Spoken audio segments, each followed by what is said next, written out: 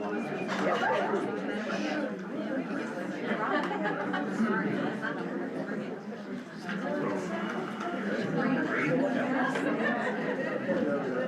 right, ladies and gentlemen, I will call this regularly scheduled meeting of the East Helena Public Schools Board of Directors into session, and the first item on our agenda is our Pledge of Allegiance. I pledge allegiance to the flag of the United States of America and to the republic for which it stands, one nation, under God, indivisible, with liberty and justice for all. Thank you all for joining us this evening. We do appreciate it. I think we've got quite a few announcements to make with the crowd, so that's good. But first, we've got before the board this evening tonight's agenda. Are there any questions or comments from the board on said agenda? Okay, seeing none. The next thing we'll go to is hear the public. This is an opportunity for the public to address the board on non-agenda items on the back of this evening's agenda or guidelines for addressing the board on such items. And I would entertain any of the individual that would like to do so to come up or hear the public. The reason why I'm saying that is that there is a thought, I believe, or a misconception that the board will be deciding or taking action on either a 7-period day and or a 4-day school week. That is incorrect. We will not be making such a decision. So if you do want to speak on that, this would be the opportunity to do so during Hear the Public. So at this point in time, I would invite anybody who wishes to do so to speak to the board. All right. Cole Bass, high school band. So I would like to do this. I had a teacher shared email before. I just wanted to read that to the board and for the public to hear that as well. This is from Ms. Mitchell, high school library. Dear HPS board members, to ensure our students truly become the responsible, engaged, and thoughtful leaders defined in our profile of graduate, providing a schedule that prioritizes daily consistency and expanded academic opportunity can be beneficial. Daily consistency, daily instruction, and recall in each course are vital for academic growth and professional discipline. Consistent everyday engagement eliminates the disruptive momentum and loss of retention that occurs when students go days between lessons, building the reliable routine and daily accountability required for career and college readiness. And I can second all these points. Expanding curricular capacity. It would be helpful to increase the volume of high-interest electives and course selections. This could ensure every student, from freshmen to seniors, has a full credit-bearing schedule. This shift is the only way to move beyond a placeholder 1.5-hour study classes that the last spring 242 students may have lacked active learning opportunities due to insufficient course variety and seat capacity. Currently, many of our juniors and seniors are not scheduled at a full schedule since we do not offer enough classes to keep those students engaged in learning. We have a better chance of seeing our students embody the characteristics in a profile of a graduate by utilizing a schedule that offers more classes and daily instruction than we do with our current model. Thank you for your commitment to our students' success. That was from Wayne Mitchell High School Library. Okay, thank you. Anyone else would like to address the board? Yes. I have a statement from one of our teachers, Casey Harris, who teaches a 0-period welding 3 class that has, I guess he can attest a little bit to the student achievement that he sees in his 50-minute period versus a block schedule. Could you state your name first? Oh, sorry, I'm Brett Charlton, English teacher at the high school. So I'm the union rep for the high school, so I reached out to the teachers that I knew had 0 periods and asked for some statements. So this is Casey Harris's. He said, "To whom it may concern, for the last 3 years I've had the privilege of teaching a 0-period welding class that meets every day for 50 minutes. Teaching a 0-period welding class has provided an interesting comparison to our traditional 90-minute block classes that meet every other day. Even though the class period is shorter, the daily schedule has proven to be very effective for student learning and productivity. I believe that our students benefit from being in class every day because they stay more connected to their work and receive twice as many physical exposures to the skills they are practicing. As a result, the class maintains better continuity from one day to the next. For the past 2 years, my 0-period classes have finished the course material about a week before my traditional block schedule classes. The daily schedule also makes it easier for students to catch up if they miss a day, since they are back in class the following day instead of waiting multiple days between classes. In the past, I would have expected a longer block period to be more productive for a hands-on CTE course like welding, but my experience has shown that the shorter daily classes can be just as effective, if not more effective." And then I have one looking at what I've experienced. So thank you for taking the time to consider feedback regarding the day-to-day schedule at both the middle school and high school. I would like to speak in favor of a 7-period day with class length being approximately 50 minutes rather than continuing with the current 90-minute block. My primary concern with the block is loss of instructional flow or continuity, especially when students are absent from class. In a traditional 7-period day, if a student misses, they only miss one lesson. In the current block schedule, at least in my English class, students are missing 2 lessons, a vocabulary assignment, or often missing out on large chunks of reading our current text, up to 7 chapters at a time. This becomes a problem when students are missing multiple blocks a week due to activities that require travel. For example, this winter, the wrestling team missed the final 3 silver days leading up to the end of the semester. Because each of those classes only met every other day, those students effectively missed 6 lessons in vital review time before finals. As a result, they were forced to either take finals 2.5 weeks early or find another 90-minute block outside of classroom time to try and take 4 separate finals for the 4 classes on their silver days. Situations like this place unnecessary stress on students and teachers and make it difficult to maintain fairness and consistency in assessment when everyone is rushed to fit a test in. This is where the idea of circle up from the outside sounds like a great idea, but trying to fit 4 finals into 3 circle up periods was not doable, resulting in both students and teachers spending outside school hours to complete this work. Another benefit of the 7-period day schedule is daily contact with material. Frequent exposure to content allows for improved comprehension and retention. When a student sees a subject daily, teachers can build momentum from one lesson to the next. Under the block schedule, teachers often spend significant time reviewing previous material because students may have gone 2 full days without seeing the content, or around a weekend, 3 full days. The 7-period day would allow for more frequent check-ins, allowing classes to move to the next task quicker and spend less time on catch-up. Also, more face-to-face time with teachers on a regular basis allows for better student-teacher relationships and overall student well-being. Finally, 90 minutes is a long time. Having worked with high schoolers for my entire professional career, I can confidently say that the majority of high school students cannot focus for that length of time. I often try to break my block periods into 30-minute chunk of reading, then 15 minutes of vocab, then 20 minutes of assignments, and finally more reading or whatever needs to be completed that day. But the reality is that if a student does not like a subject, the students in their class, and some of the times the teacher, 90 minutes without a break can be miserable. I want to respectfully address some of the concerns that students have raised in support of the block schedule in the short discussions held in my classes surrounding the subject and with the recent survey that was sent out. So one concern is shorter periods may not provide enough time to complete work, particularly in advanced or honors classes, resulting in more homework. Classroom experience shows that attention and engagement is often stronger in shorter, more focused lessons, and having a quicker turnaround on assignments sparks greater productivity in the classroom when given downtime to complete work. Having a quicker turnaround on assignments also results in more student accountability. Additionally, advanced placement courses across the country successfully operate within the traditional 7-period day schedule, or 7-period schedules. And daily exposure to complex materials helps students retain and process it more effectively. The schedule would break material into smaller chunks, making workloads more manageable and homework amounts to be shorter than what is currently given. Students have also pointed out that some fine arts classes would benefit from longer periods. Many successful arts programs operate within the traditional 7-period schedules by structuring projects over multiple days, or in some cases scheduling double periods for more advanced fine art courses. The fact remains that daily contact will allow teachers to give more valuable feedback as they are seeing student growth day to day. Finally, some students have expressed concern about another schedule change, and that concern is understandable for students at the middle school who changed schedules this year. However, it's important to remember that our current senior class only had about 7 months of experience with the traditional 7-day period before the disruptions of the pandemic. Their 6th grade year, the implementation of the mega block the following year, and then 90-minute blocks each year after that. So their perspective is based on a relatively limited comparison between the 2 systems. When evaluating our schedule, the central question should be which structure best supports equitable access to instruction for all students. It's clear that there is inequitable access to daily instruction and a large academic impact for students who miss class in the 90-minute block. A 7-period day better supports the goal and provides a structure benefiting students academically, as well as providing them the opportunity to build on skills they need to be successful after high school. Thank you. Thank you. And I would ask again that you limit your comments to 3 minutes. So, are there any other individuals that would like to address the board? I would. My name is Jana Nair. I'm an instructional coach of high school.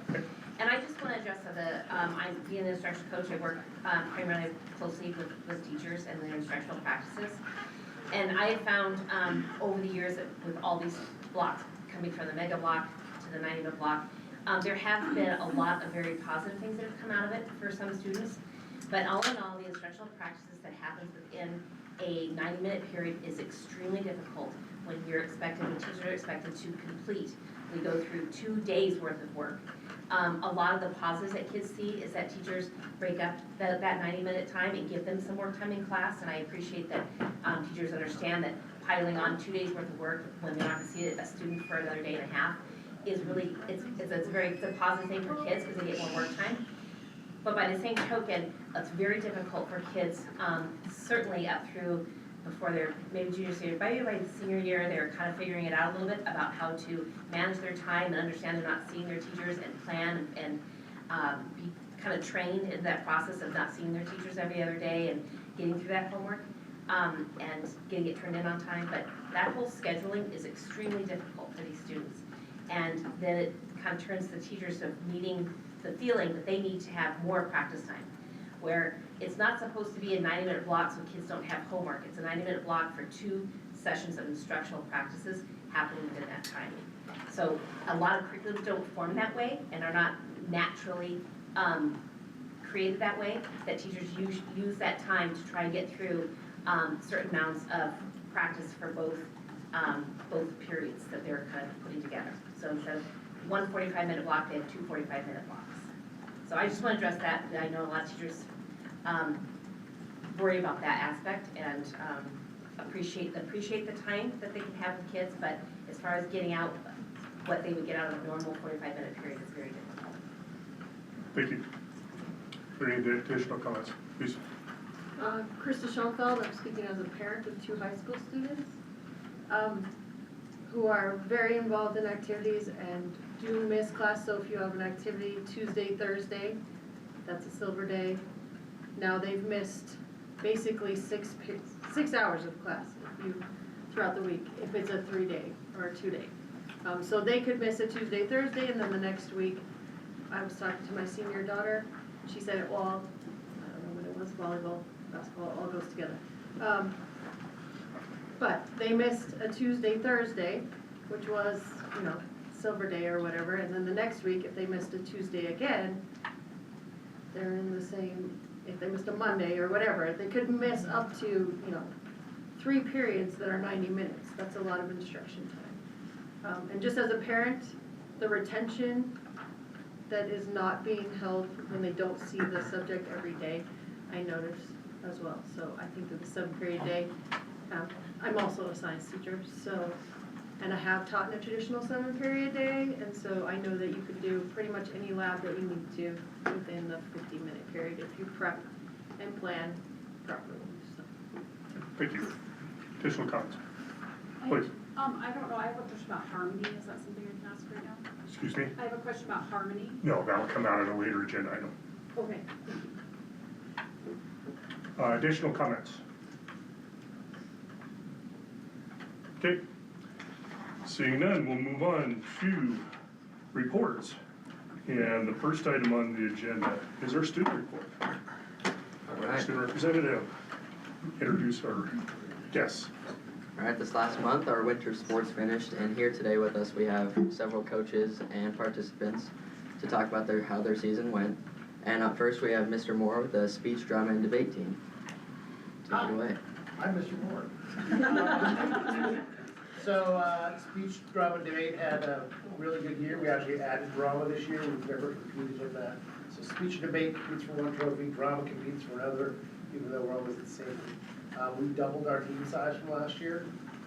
And we went to divisionals, and Laurel was really, really angry with us because last year we beat them for the first time in 10 years. And so they were loaded, and Sydney was loaded, but we had really good performances. And we won the trophy again for the back-to-back. At state, only 3 teams in the entire state scored in every speech and debate category. That's Columbia Falls and Whitefish, who are the preeminent programs right now, and us. So we weren't in the trophy hunt because we're still a little young. But I have several divisional and state placers, and they're going to introduce themselves because I can't keep all the divisional places straight. Okay, I'm Leilani. I placed 3rd and 7th at divisionals in semifinals. Oh, I do. Well, I get impromptu. placed third in point. Yes, you. Hi, I'm Elizabeth Slocum. I placed first place at divisionals in both humorous interp and duo interp. And then at state, I got 7th in humorous and 8th in duo. Hello, I'm Shelby Jewell. I do public poem with my partner Ezra. We placed 8th in divisionals. I'm Ayla Beatty, and this is my partner, AJ Keller. We placed 3rd at divisionals and 8th at state. Hi, I'm Abigail Bishop. Me and my partner Andrew Bennett are, I am a 2-time policy debate champion at divisionals, and my partner won again this year with me. We don't know how state. Thank you. Oh, wait, Torrin's here. Yeah, I'm here, sorry. Hi, I am Tone McGilvery. I took 4th place in divisionals for informative, which is a big event, and I took 2nd place for the 2nd time in a row in divisionals in NPA. I'm Abby. I participated in classical theater in the drama category, and I placed 4th place with my partner. My name is Michaela Prague. I do dramatic theater, and I placed 4th at divisionals and 3rd at state. Thank you.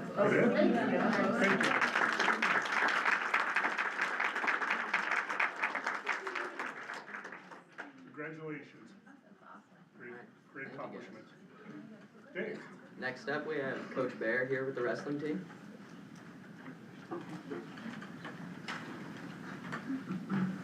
Vigilante Wrestling had our best, had our best year to date. 6 boys placed for state, or qualified for state, 4 girls qualified. Every one of your girls' team members are all conference selections this year. We don't have all the boys here, but Coulter came back from a gnarly knee injury, qualified for state. Jager dealing with a shoulder injury, qualified for state. The boys team was 10-6 on the season in dual competitions. Both teams took 2nd at one of our tournaments to a team from Idaho. And the girls took 2nd to Dillon. Cooper placed at state for the 2nd year in a row with the 4th place finish. Miss Baker here placed 6th. She is currently looking at signing with Southern Eastern Community College for wrestling in Burlington, Iowa. And then we got Mr. Eli Erdahl, your first school state champion.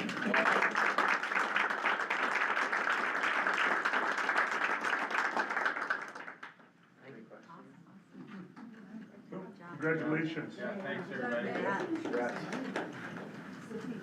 All right, finally we have the swim team. Did Sway make it? Sway Longshore?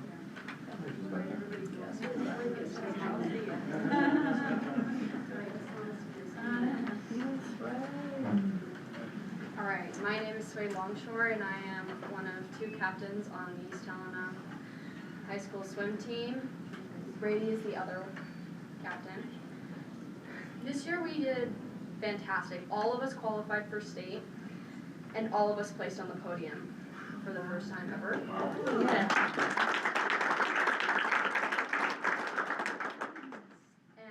this year, I got 2 state titles, so now I am a 3-time state champion. Yes, girl.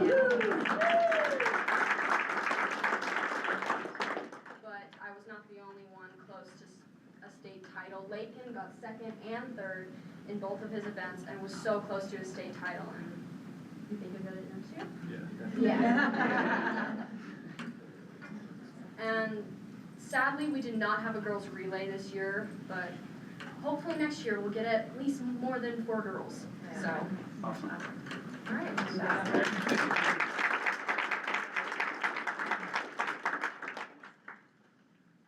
thank you. Boys and girls basketball teams also finished up this last month. Both of the teams made it to divisionals. They placed 3rd in the division. And our students were able to attend these games in Billings via the Pep Bus. Both teams made it to Saturday before eventually losing out, but they had a great season. We also had prom this last weekend for our juniors and seniors. Our senior valedictorians and salutatorians were chosen this last week. And then spring sports will be starting next week, including track and field, baseball, softball, and tennis. I'd say the weather seems about right for spring sports. Sometimes start cold. Okay, are there any questions for our student rep? Thank you all for the students. I see that most of them are fogging out now, so I don't blame you. But thank you for those that are still here. Congratulations. Okay, we'll move on to our administrator's report. Not seeing Brandon, is that correct? He is ill tonight. He is ill, so we'll go straight on to Gus. Yeah, I don't have too much to add on to my, report. I just stand for questions, just because I know the agenda's long tonight, so. Any question for Gus? Is it the weather for the increase in school suspension and out-of-school suspensions? Yeah, I don't know if it's the weather.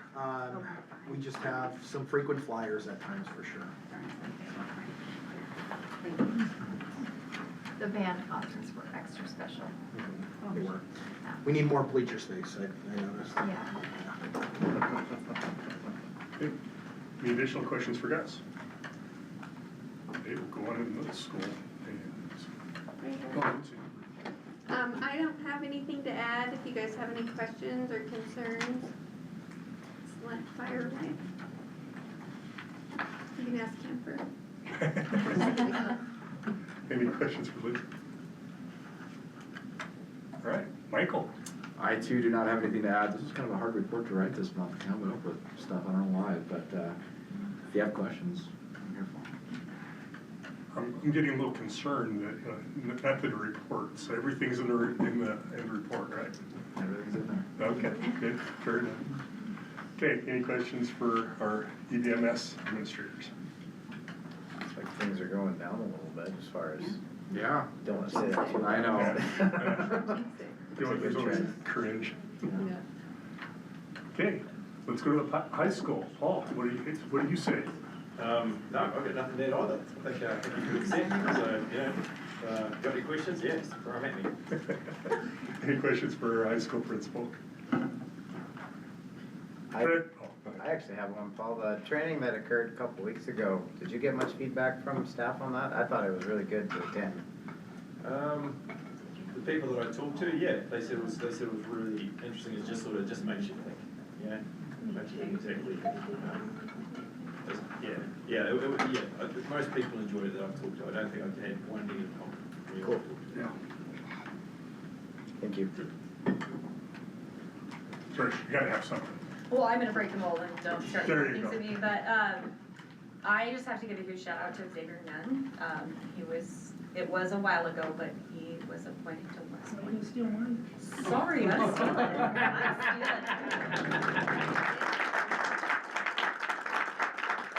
Accomplishment, and we are so incredibly proud of you. So thank you for sharing that information with us when we had signing day last week. We got the announcement from his family, so it's very, very awesome. He's our first, right? Yes. Yeah. Go Army. Blazing away, yeah. Yes.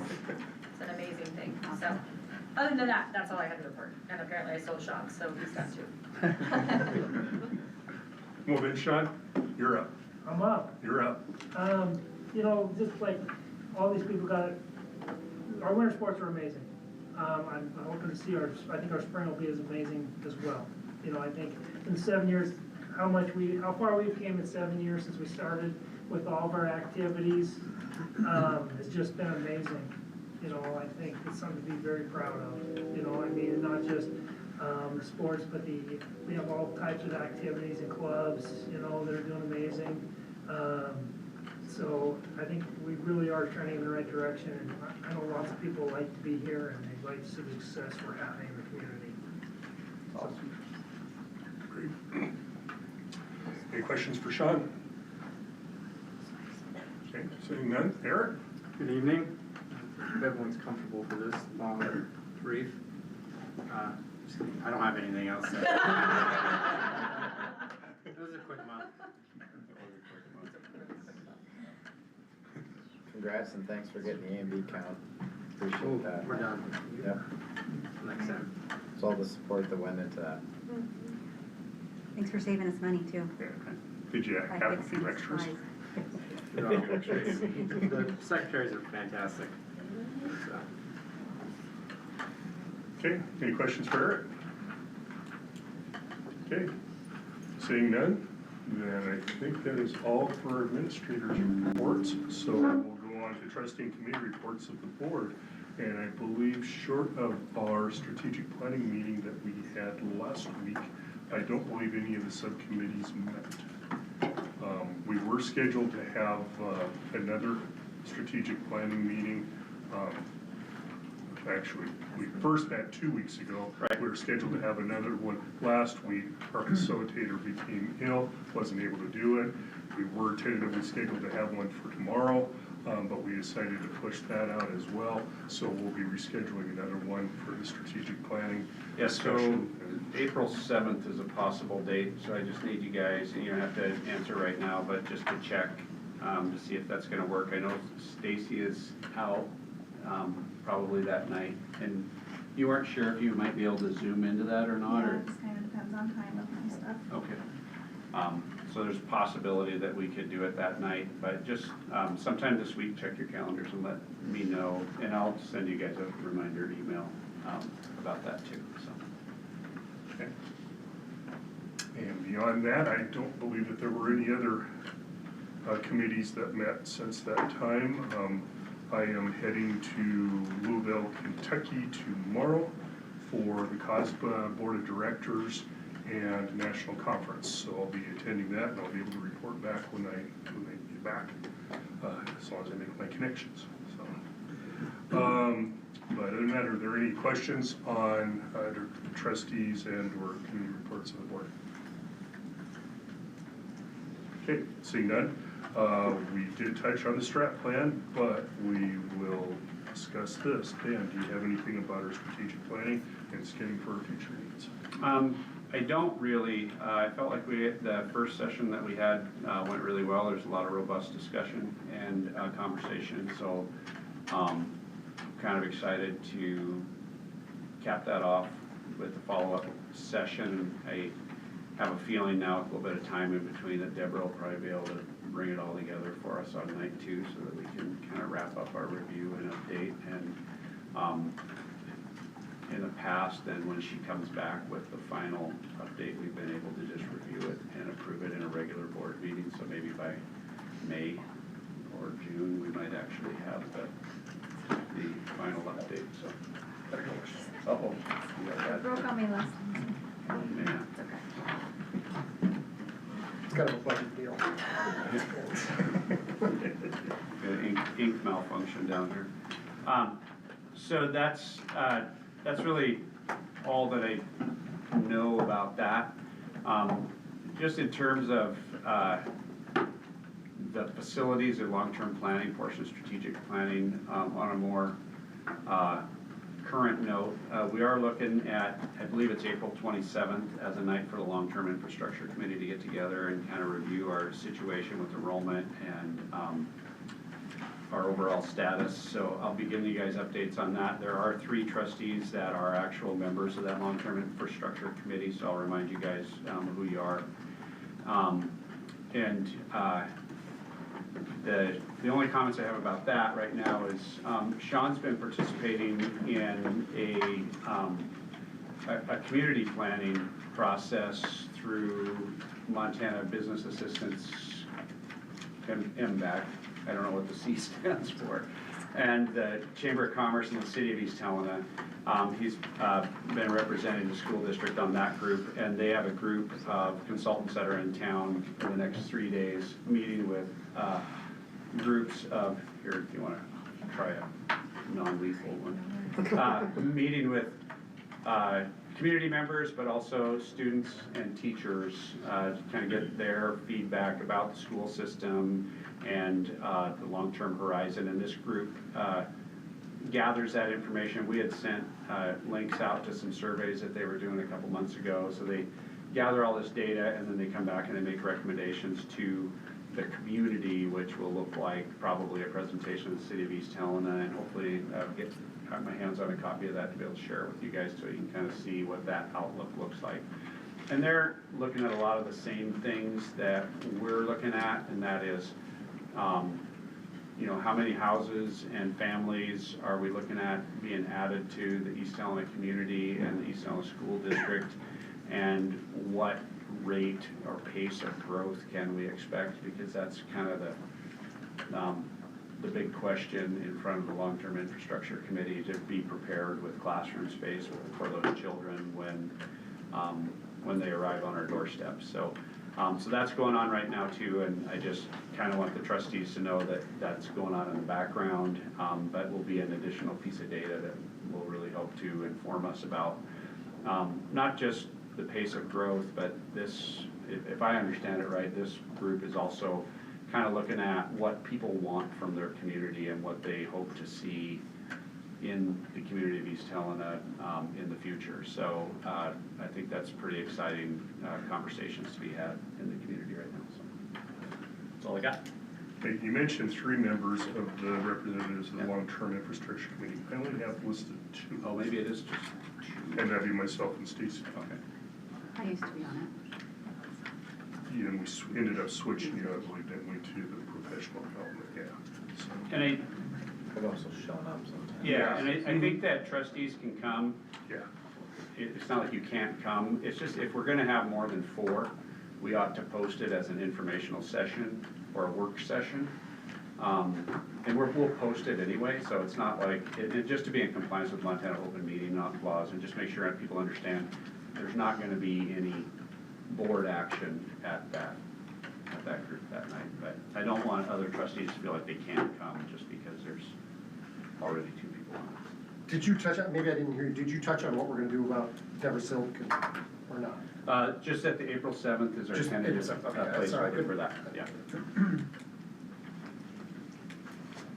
Okay, any questions on Dan's comments? And if not, then are there any members of the board that have any thoughts or ideas, things that they'd like to address as far as the strategic plan and their spending for our future needs? Do we have an update on the grant, that safety grant for the streets? Yes, so we should have an official notification next month for our meeting. The unofficial word is that it's been approved. Okay. And we'll be moving forward, so we just haven't got anything in the mail, that's why I was hesitant to put it on the board meeting for that, but yeah. It hasn't been nominated yet, I think. Okay, okay. Yeah, I got an email from Ty last week about it, but I knew it was still. The DOT knows about it, It's looking good, so. Yeah. I've been looking on the website, but everything is down for ADA compliance right now, so there's a lot of things that were shut down, so. Okay, does the public have any thoughts about our strategic plan? And just keep in mind that you're more than welcome to attend our strategic planning discussions that we have, so feel free. Okay. Okay, seeing none, then we'll move on to notifications of retirements and resignations. All right, if you looked in the packet, you noticed that we did have a couple of teachers who have notified their administrators that they plan to resign at the end of the year. Anna Reef and Jack Perka are leaving mostly for personal reasons and moving out of the area. So it's kind of that season when we end up dealing with a few teacher resignations, and those are 2 we have met. What do they teach? Jack is here at EVMS and Anna is at Bradley. 3rd grade, right? 4th. Okay, and those have been accepted on the board's behalf? Yes. Any questions for Dan on our announcements of notifications and retirements? Okay, we'll now move on to the consent action items. Before the board this evening, we have the minutes of our regularly scheduled meeting that was held February 9th, the approval of current and former warrants, personnel actions, and the surrounding school district student enrollment approval. Typically, there is no debate on consent action items. However, if any member of the board wishes to discuss and view this separately, or any of the items separately, they can ask to have it pulled, and we will do so. Otherwise, I would entertain a motion to accept the consent action items as presented. One thing I do have is an editorial clarification. I don't believe that it goes into something to be pulled, but it's in the minutes. Is that I think perhaps the warrant numbers were not included in there. It looks like there was a gap or a space on that, and I don't know if that was just a typo. I would say it probably was. Okay. And then just as a clarification, under that discussion of the $250 million estimated shortfall in next year's state budget, I, just for clarification's sake, so that it wouldn't be confused with the Montana School Boards Association's state budget, that it was the Montana state legislative, yeah. So, and like I said, this was just purely editorial clarification. I move to accept the consent action item as presented. I'll second. Okay, have a motion is second. All those in favor of the motion, please signify by saying aye. Aye. All those opposed by saying no. Motion carries. Excuse me, Scott, Yeah. I'm sorry, I missed who seconded. Stacy. Stacy, okay, thank you, sorry. Nope. Okay, we'll now move on to unfinished business. And the first item under unfinished business is the naming of the East Helena High School football stadium. Dan, I'll let you introduce our guests and we can go forward. Yeah. Can I pull it administrator and say no additional? Yeah, you can, absolutely. Not additional. Say, hey, it was in your packet. All in the packet? Figure it out. Go for it. So Juliet Hahn is with us tonight. And I'll let you introduce the members of your committee, Juliet, and then talk with the board a little bit. This document that you sent me is in their packet, so they have the information. And we're just anxious to Yeah, hear about it. okay, so I'm Juliet Hahn. I led this committee to explore naming our high school stadium. There are some committee members here, Xavier Nunn, Chloe Copenhaver, Jason Walker, anything else here? Sorry, Mr. Merkel. And there's a variety of other people, I can't read that, but Heather Lay, Kyle Herman, Ryan Featherston, Tyler Murray. So we felt like that was a good representation of students, community members, and teachers and faculty. We met 4 times since the board decided to put the committee together, and Xavier did a great job polling the high school students. We put out communications to the middle school and the elementary schools, trying to get feedback from teachers and students at those schools, and then came up with, we also polled the community, put out a survey. We had 384 responses from the community, voting on 10 different names that we, as a committee, liked, and then narrowed our selection to the 3 that you see on that board. We discussed pretty heavily in our last meeting, like the rationale and the meaning behind these 3 options, because we felt like it was important to have some historical content, and obviously the purpose behind naming the stadium was to, develop pride behind the students and some representation of the community. So we felt like these 3 names captured some of that. Are they in order? Nope. Okay. No particular order. Did you take some kind of a poll to see what? Yeah, so of the 10 names that we proposed to the community, 2 that are on here were the top 2 that were liked by the public. There was 1 that we walked back, feeling like after we evaluated some of the public comments that we received from that name, and just generally speaking, that it probably didn't align with the message we wanted to give our kids, that was not a good option. There were a couple others as well that, same thing, we put those ideas out to the public and we received some feedback that were viewpoints that we hadn't considered. And so we decided that regardless of whether they were favored or not, that was not a message we wanted to send as a community. Do you know the polling numbers on the 3 that you gave us? Yeah, like you wanna know how many people voted for those? Uh-huh. So, out of the 384 votes, 92 voted for 227 Stadium, 39 voted for, so we actually have the Smelter and Smelter Stadium were two separate options on the poll, and we sort of combined those to be the same thing. So it would be 23 and 39. Math teacher over here? Yeah, that's 60 something. You're not ready to present? Really wasn't. And then Devil's Brigade Stadium received 46 votes. So I think that, and I kind of put Juliet on the spot for that too. And the board's kind of used to the superintendent coming in with a recommendation, and tonight I'm leaving you hanging on a couple different things, and this is one of them.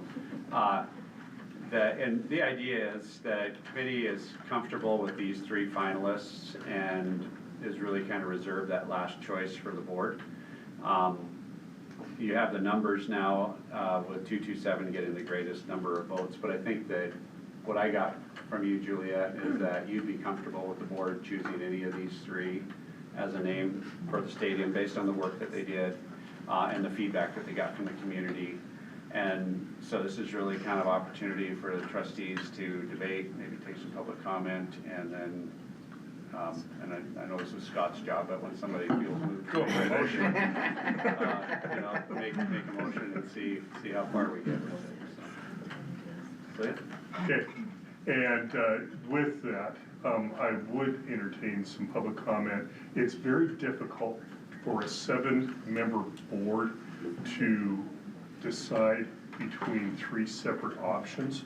Typically what we have done in the past, and this would be without objection, is that what we'll do is we'll vote and we'll just take the top, we'll vote on all 3 of them, throw out the bottom one that gets the least amount of vote, and then have a motion to pick the last one.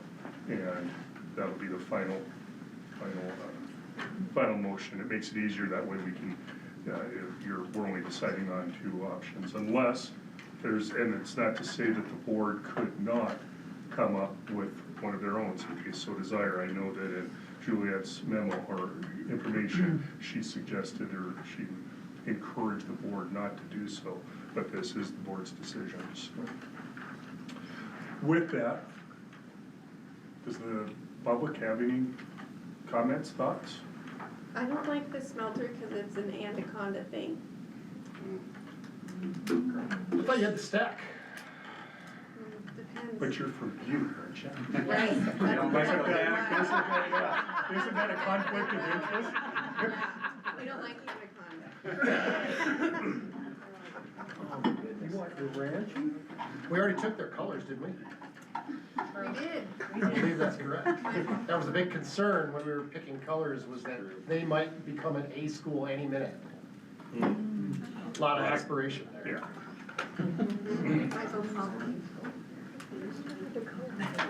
Besides the representative from Butte, are there any other additional comments for the public?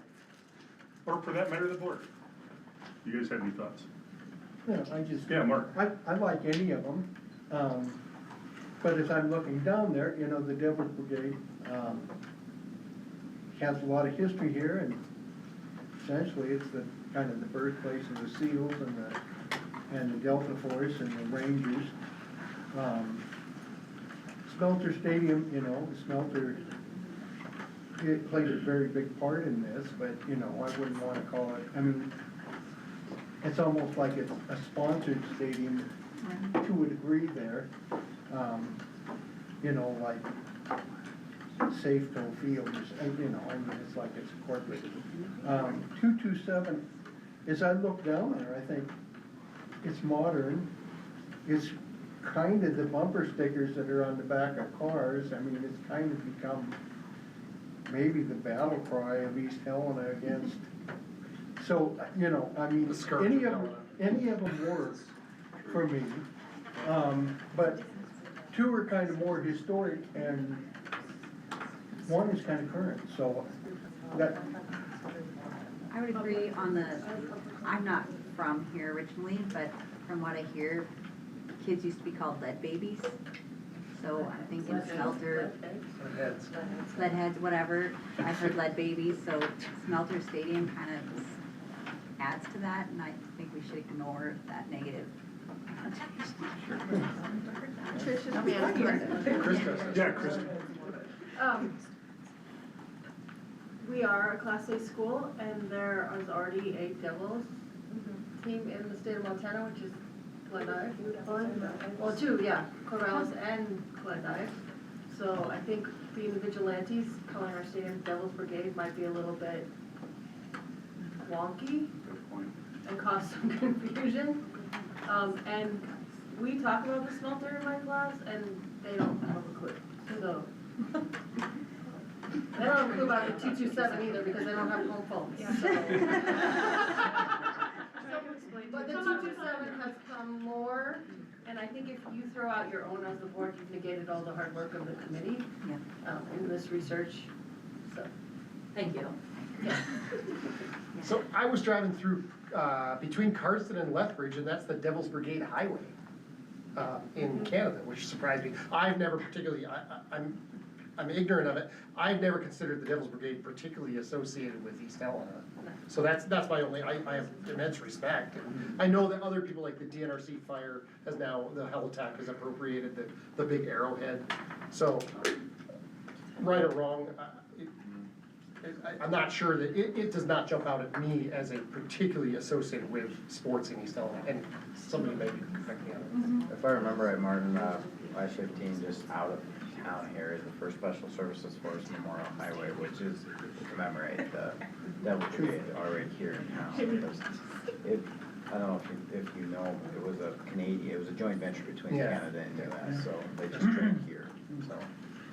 They trained west of town. They trained at Fort Harrison, that's where they trained. I can't remember that. They trained at That's Fort where they Harrison. train. Yep. And then you ski uphill. Yep. That sounds like a thing. Okay, any other thoughts? I'll weigh in. Oh, go ahead. Sorry.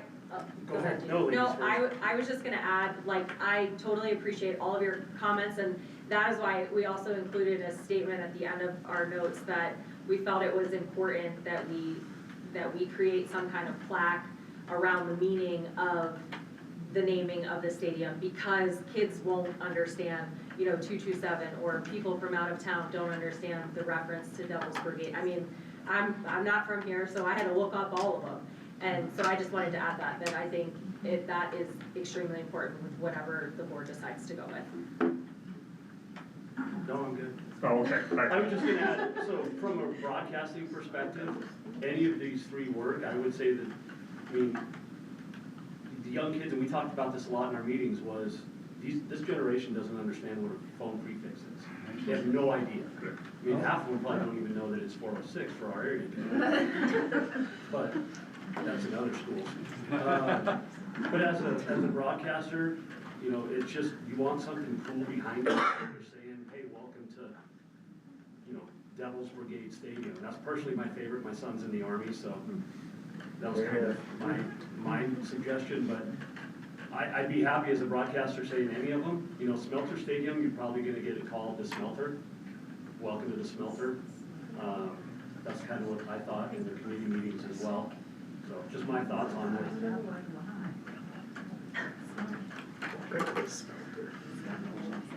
What I was gonna say is that, within report. I know that, I'm not suggesting that the board go rogue and make a separate decision, but I actually, once you put it in there, it stuck in my head that Pride Stadium would have been a good, neat choice, and I didn't know how that fit with it, but I know that there was some talk about it being a baseball, part of the baseball field. We just don't know how soon that's going to necessarily be, and so I wanted to try to get in there as sooner the better, but I do respect that.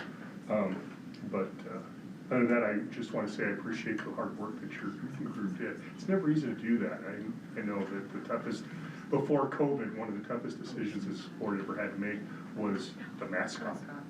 I mean, it was very contentious, and it can be very, very nasty as things go through, so appreciate your efforts. Can I also just add, when you think about, stadiums, Devil's Brigade, you mentioned Corvallis and Glendive, but Vigilante Stadium's right next door. Sure. And we're already called the Vigilantes, so we couldn't say that. You got Vigilante down in Dillon. I don't think there's gonna be a confusion if the board goes that way with, we're not going to Corvallis, we're going to East Helen instead. I just don't think that would be an issue at all. Any other, yeah, go ahead. Okay, I got one. This is naming the stadium, and universally, in a lot of places, the stadium is named something, the field is named something different. And if you have other parts of your complex, so like, I don't know, there's college stadiums where the stadium is named one thing and then the field is named after like the coach or whatever it is, so. So that's a thought to throw out there. I do say, yes, there may not be confusion between Corvallis and Glendive, but if Glendive comes and wins, they're gonna say they own this. I don't know that Coach Murray was gonna love that. And just to add context, we did talk about specifically what are we naming, and it was with the understanding, right, that naming a potential baseball field, the softball field, those were things that could be done later on. That naming the football field or the track around it, like that was not what we were naming, that this is the area that the fence sort of encloses, but yeah. And so that was definitely discussed early in our meetings. My only comment is that you're gonna have a unique name if you go with 227. Based upon the fact that it's an area code, like we mentioned, that no one knows what it means. No one else is gonna be naming their stadium 227. So, I mean, if you wanna have something that's identifiable to East Helena, I think that's probably the one that's gonna stick the most with just Helena, or with East Helena. It sounds like, though, even though our children might not associate with an area code, they're still associating with our districts. Well, and my kids You are know, for a new lot to of the school different district this year, and I already know what 227 means. Yeah. So, I mean, from parents and, the kids that are going to this school, they're gonna understand what it means. Well, can you still get a 227 area code? Because my daughter wants a home phone thanks to you. Look. Get her a rotary. Nice. She does. When we are starting even in kindergarten of trying to bring that 227 as like the feeling, and so we took a trip to City Hall for 227 Day and introduced what 227 means and the history of that. So I know that Dan, you've done a lot of work with what 227 is, but we're starting that even down in the 5-year-olds of what does 227 mean. So eventually they'll know what it means. It just might take 3 years. And whenever we've supported each other with something, it's always been 227 strong or 227. We are 227. We are 227. Okay. If there's no other comments, then I will take it up for the first vote, and we'll do this via roll call, and just pick your top choice. And like I said, if your top choice becomes one of the top two, then we'll end up going with a motion to accept one of the other. So, like I said, roll call vote. I'll start with Stacy. 227. Mark. 227. 227. Hello. Tristan. Why not him? Because I saw ya. 227. 227. Oh. You want me to be- No one cares what you think, Scott. Just so that this thing is set up properly, I will vote for Devil's Brigade. Set up properly. And there's a reason behind why I do this, so. Okay, so now, the top two, vote getters were 227 and Devil's Brigade. And at this point in time, I would entertain a motion to approve 227 as the name for our stadium. Do I have a suggestion? Okay, motion from Stacy, do I have a second? Second from Tiffany, excuse me. Any questions or comments from the board? I say we keep the other ones for naming the field for later. Any additional questions, comments from the public? Seeing none, all those in favor of the motion, please signify by saying aye. Aye. All those opposed by saying no. Motion carries. Thank you. Put it on Facebook. Okay, for those of you that your work is done, you're more than welcome to be excused and go on to other things. Otherwise, we will now move on to the next item on our agenda, is the consideration of our contract with Harmony Educational Services. Okay, I put hard copies of this by your spots to look at.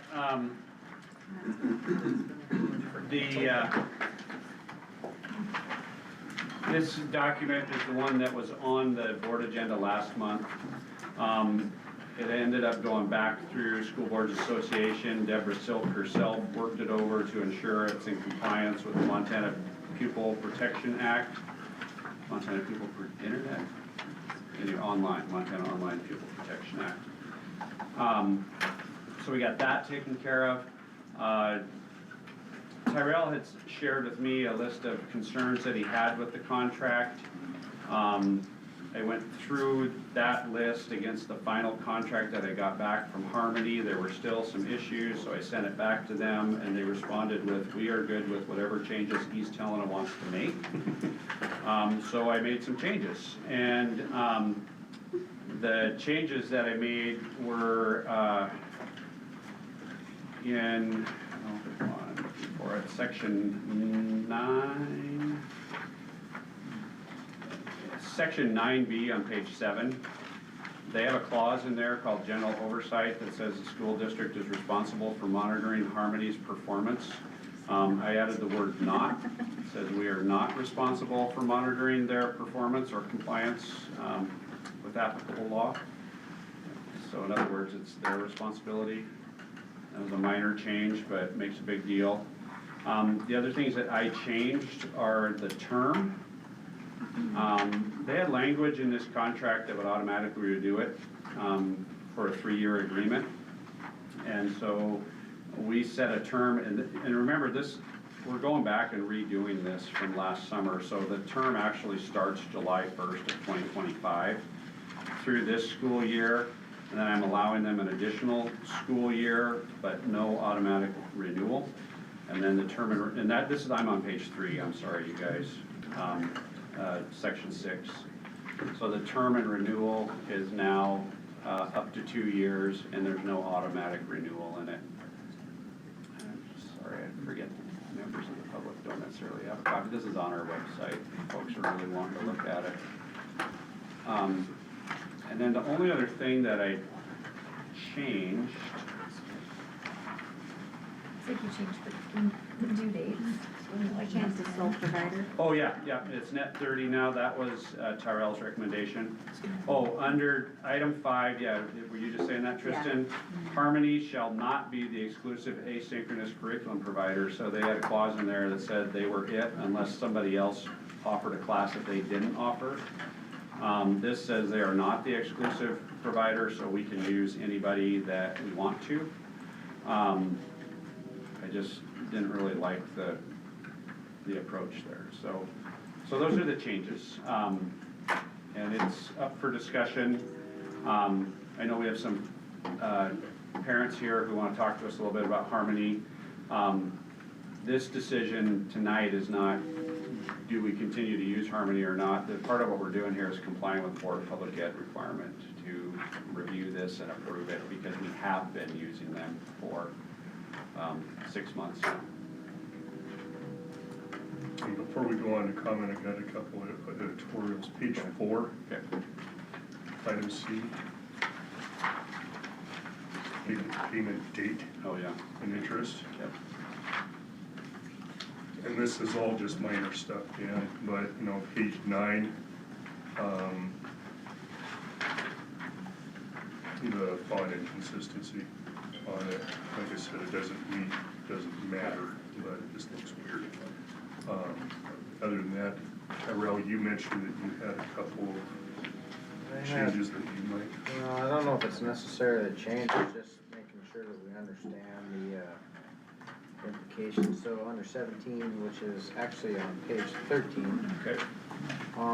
Talks about mediation and arbitration. So the way I read this is we go to mediation first, then we go to arbitration.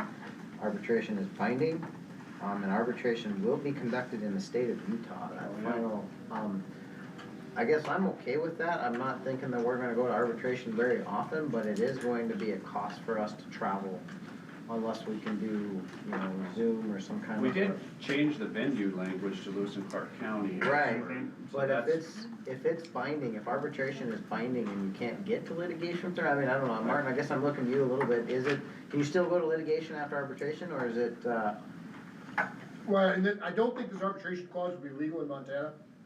Because in Montana, if there's binding arbitration, there's like a certain size notice you have to have on any contract legally, but just change the venue on the arbitration, what are they gonna do about it?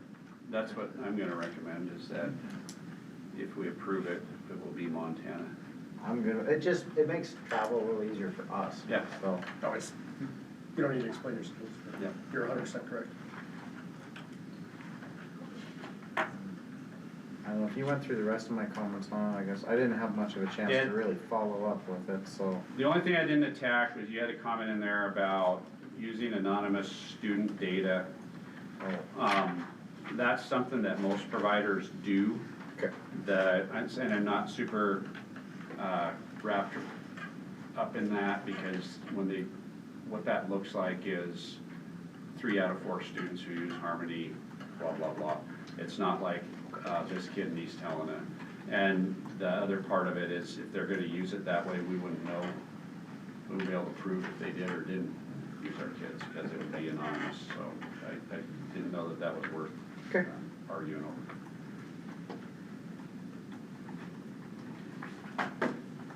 I was glad to see the changes got Yep. made, because I was really glad to see that they were now referencing stuff that exists rather than didn't.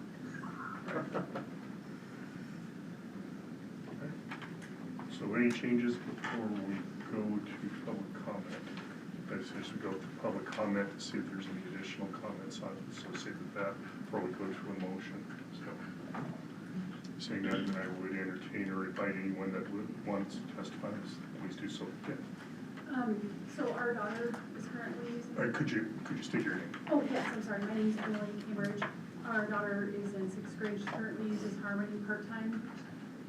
Do you want me to stand up? It might help you project your voice a little bit better. Thank you. So I just have a couple of comments. My husband and I moved from Oklahoma, and we use K-12 virtually, and it was amazing. My daughter has an IEP for reading, and we have had no progress monitoring. And on page 2, section E, it says it'll be done by EHPS and Harmony. We've had none communicated to us from Harmony or from the school, which the school has said that that's all done through Harmony, and that they have no say in it, because they don't have any ability to get into Harmony to look at any of it, so they don't have any communication with them. We've also been told that that was parent choice, so it's all on us to handle Harmony. F, teacher of record. There is no teacher with Harmony. Our daughter uses Edgenuity. It's all pre-recorded classes, and with her IEP with reading, she is just watching pre-recorded. There's no way to contact anybody. There's an email, but she's not a teacher that we communicate with. We've also been told that they don't accommodate IEPs, and I don't know how that's legal for state and federal, considering in section I on page 3 that it says EHPS will provide assessment and services for two distance learning students who do or may qualify for special education services in accordance with federal and state requirements. We have been told by this school that they, and Harmony both, they don't accommodate IEPs, and that if we want to have her accommodated, we need to have her in the core classrooms. So I feel like Harmony's not a great option for kids, especially if they have IEPs. We have been struggling to get any help from the school and from Harmony. And I feel like this has just been horrible. You know, using K-12 was an amazing experience. Our daughter made progress out of Wazoo. And coming in, we didn't even start this Harmony program until mid-October. And no help. We were told that, I called the superintendent's office, I called the head of the special ed co-op. Nobody knew anything about Harmony or how to get a hold of anybody at Harmony. So I feel like using Harmony is detrimental to your students, especially IEP students, and you should have live instruction for your students, even if they're virtual. And that's something that I feel like all of your administration, all of your staff should be able to get in and look at your progress for your students virtually and be able to provide that to your parents, especially parents with IEPs. You have no idea what your students are doing or what they're working on or if they're even working. Another aspect about that too is that it does offer a different schedule than what you guys currently have. Yes. It offers a block versus a standard schedule, and they do not mesh the two. Harmony, Harmony is a semester-based, where you guys are trimester. And I don't know how you guys are working your grades for that. Well, and it's given our daughter different grades. You know, she struggles with the reading aspect, and the math, because of the reading aspect, is also very difficult for her. Anything that has to do with reading, because of her IEP, is very difficult for her to obtain the education through the Edgenuity/Harmony program. And the fact that they don't have any contact or any way to ask questions has been very difficult.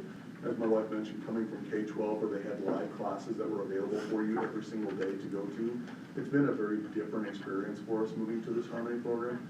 And it's been very disheartening for our daughter. Our daughter she's autistic, and so she struggles with, you know, not being able to understand why she can't succeed. And, you know, putting her back in the classroom full-time is an option, but it doesn't address the need of her situation, which is she struggles with those social interactions. And so it's something we would ask that you guys consider, you know, as you make options available for the next year, that Harmony does not work, especially in our case, maybe not for others, maybe it does work for others, but for us it's been very difficult. Based on that, I've got a curiosity question. A lot of what they are talking about is almost sounds like synchronous learning. Harmony, are they doing synchronous teaching? This or is asynchronous. Asynchronous, Right. Okay. So that, Right. the live version that they're discussing would likely not be part of this contract? No, Okay. not with these guys. Okay. And I'm not familiar with K-12, so you've given me something to learn about and study. We went through, and we were in K-12 OVCA, which is Oklahoma Virtual Charter Academy Okay. through K-12, and it was an amazing experience. It might be specific to Oklahoma though. then. Well, it's available in Montana, but it's not considered a public option in Montana. And so that's been one thing that we've looked into, but it was very different. It was not the recordings. They had a live class, they had a teacher that was available to answer questions, and that's been, you know, something that we've missed since moving up here. And I know that the school here has been limited by what they have available to them, but the Harmony doesn't seem to want to even work with the school. Well, and one thing we were not made aware of when we chose Harmony is that I did ask if there was live instruction, and we were told there would be. And then we found out that basically Harmony is a third party where you choose another, It's a platform where you choose another platform, Right. basically. For You have to learning. go in and pick a different platform, a learning platform on Harmony. So it's not actually Harmony that does the education itself. Thank you, appreciate the comments. Additional comments from the public?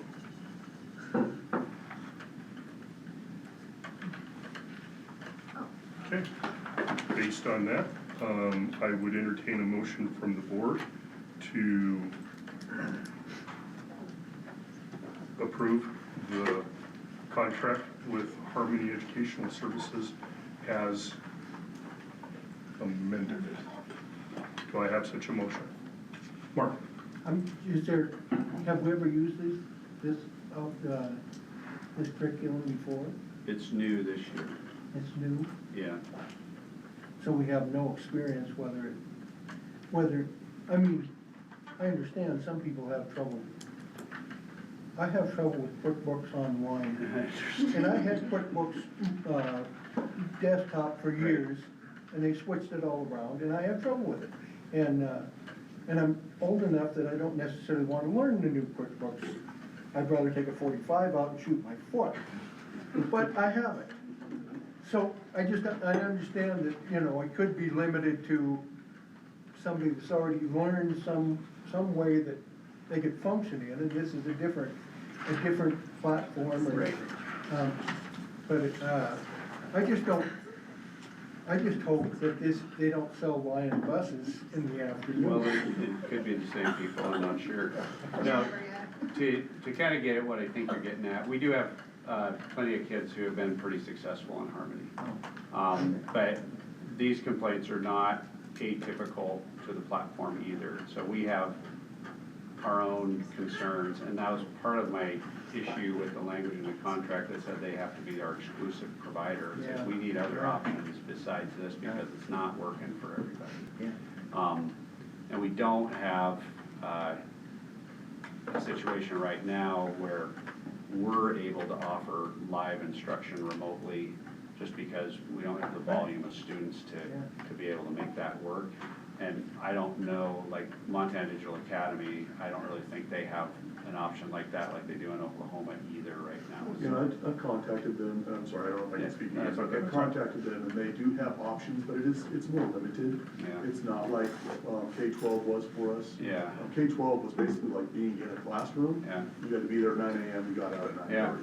So, different scenario than Yep. what Harmony is. Yeah, Is that's- Montana Digital Academy the other platform that we've used? We have, yeah, Still used? yeah, and we still have kids doing it. In fact, I think Martin has a daughter using it right now. 2. Yeah, so that's an option. I don't know that it's gonna be a great option for this situation. It would not be So this appropriate is unique. Yeah. So, this gives us things we can work on. So like, raising the concerns that they have with the follow-up from Harmony as far as like the IEPs and what they're supposed to be doing on their end, being that that's not taken care of, like, is there a solution to that? Yeah, and right now we offer those services at the school. You're gonna Like, find that. yeah, Yeah, but still not on an online course Right. option. right. And our biggest struggle to find live online instruction is they have to be Montana certified, the teachers online for accreditation, and they're not. And so can you access these kids' records through eHar or? We can't see what they're doing on their platform. No, I'm not on eHarmony, You but. knew what 227 was if you knew what eHarmony was, right? So you can't access that to help with those IEPs, their records? So we can't access their dashboard, the students' dashboard, where we can see their progress, but that's it. So that's why we service within the school. So the student monitoring progress that we have that both Harmony and the school is supposed to be doing, is that not? The school in person Available? is monitoring in-person instruction. But not online instruction? So this contract that we're getting ready to sign, like, it's marked on there, but that's not really happening? That's just what I. Doesn't sound like it can happen, right? Right. So on E, like, how do we fulfill our section of that if we can't even get into it In person. but if they're not in person, then we're still failing to, unless I'm not understanding you correctly. Like, if they're strictly online, how are we supposed to monitor what they're doing? Student progress monitoring what they're doing if they're strictly online? So our kids that are strictly online come to a meeting with Mr. Yackley on 80 days, first period. Okay. And then students who are half-time, we service them within the building during their other classes. So you can still do progress monitoring, but can you get into Harmony's Not to their, monitor what they're doing on their side of things? Do you, am I making sense or am I Yeah. totally? no, we can see their progress, but we can't see the student's dashboard. So they have to share their screen when they pop in with Mr. Yap. So when they come in, it's on them to kind of share what they're, okay. Is there a way for the student to invite you to be a part of their dashboard? No, because they'll invite all their friends and stuff. And what Tammy helps with that program requires an email. There's no live context, there's no live contact, there's nothing along those lines.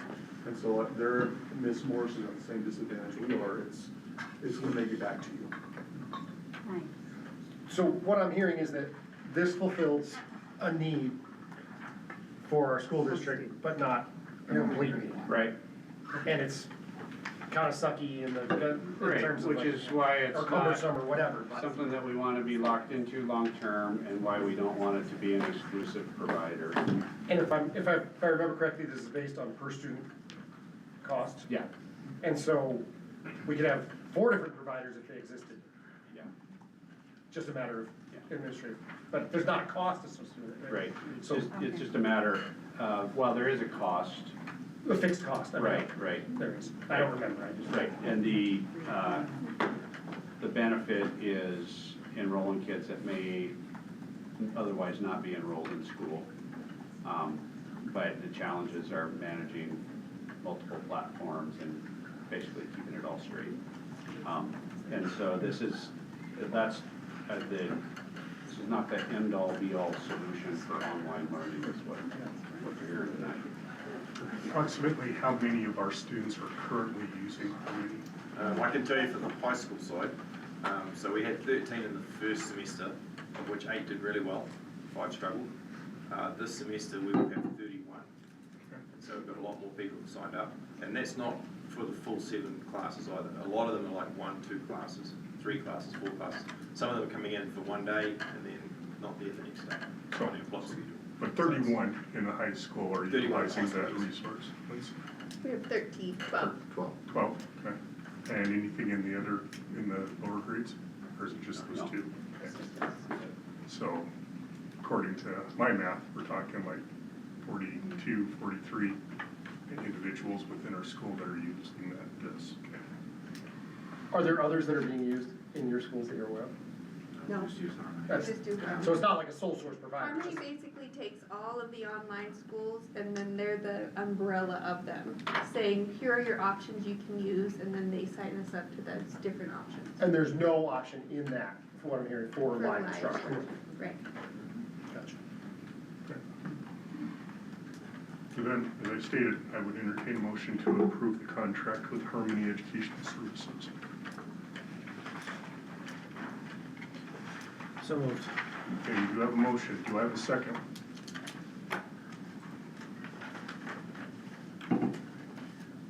Seeing none from the other board members, I will second that motion. Are there any questions or comments from the board? Are we already technically in contract because it started in July of last year?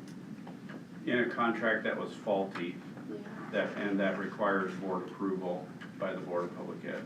So the board is waiting, the Board of Public Ed is waiting to hear back from us about that, and only for use in our charter school. So there's a weird wonky rule in the charter school language that any service provider contract has to be approved by the school board, and that document has to, like the minutes have to be sent to the Board of Public Ed to demonstrate that. We've never done that with, like when we used Edgenuity before, that didn't come through the board. So this is pretty unusual for a contract like that, and it's really a service agreement to come through the trustees. Not that there's anything wrong with it.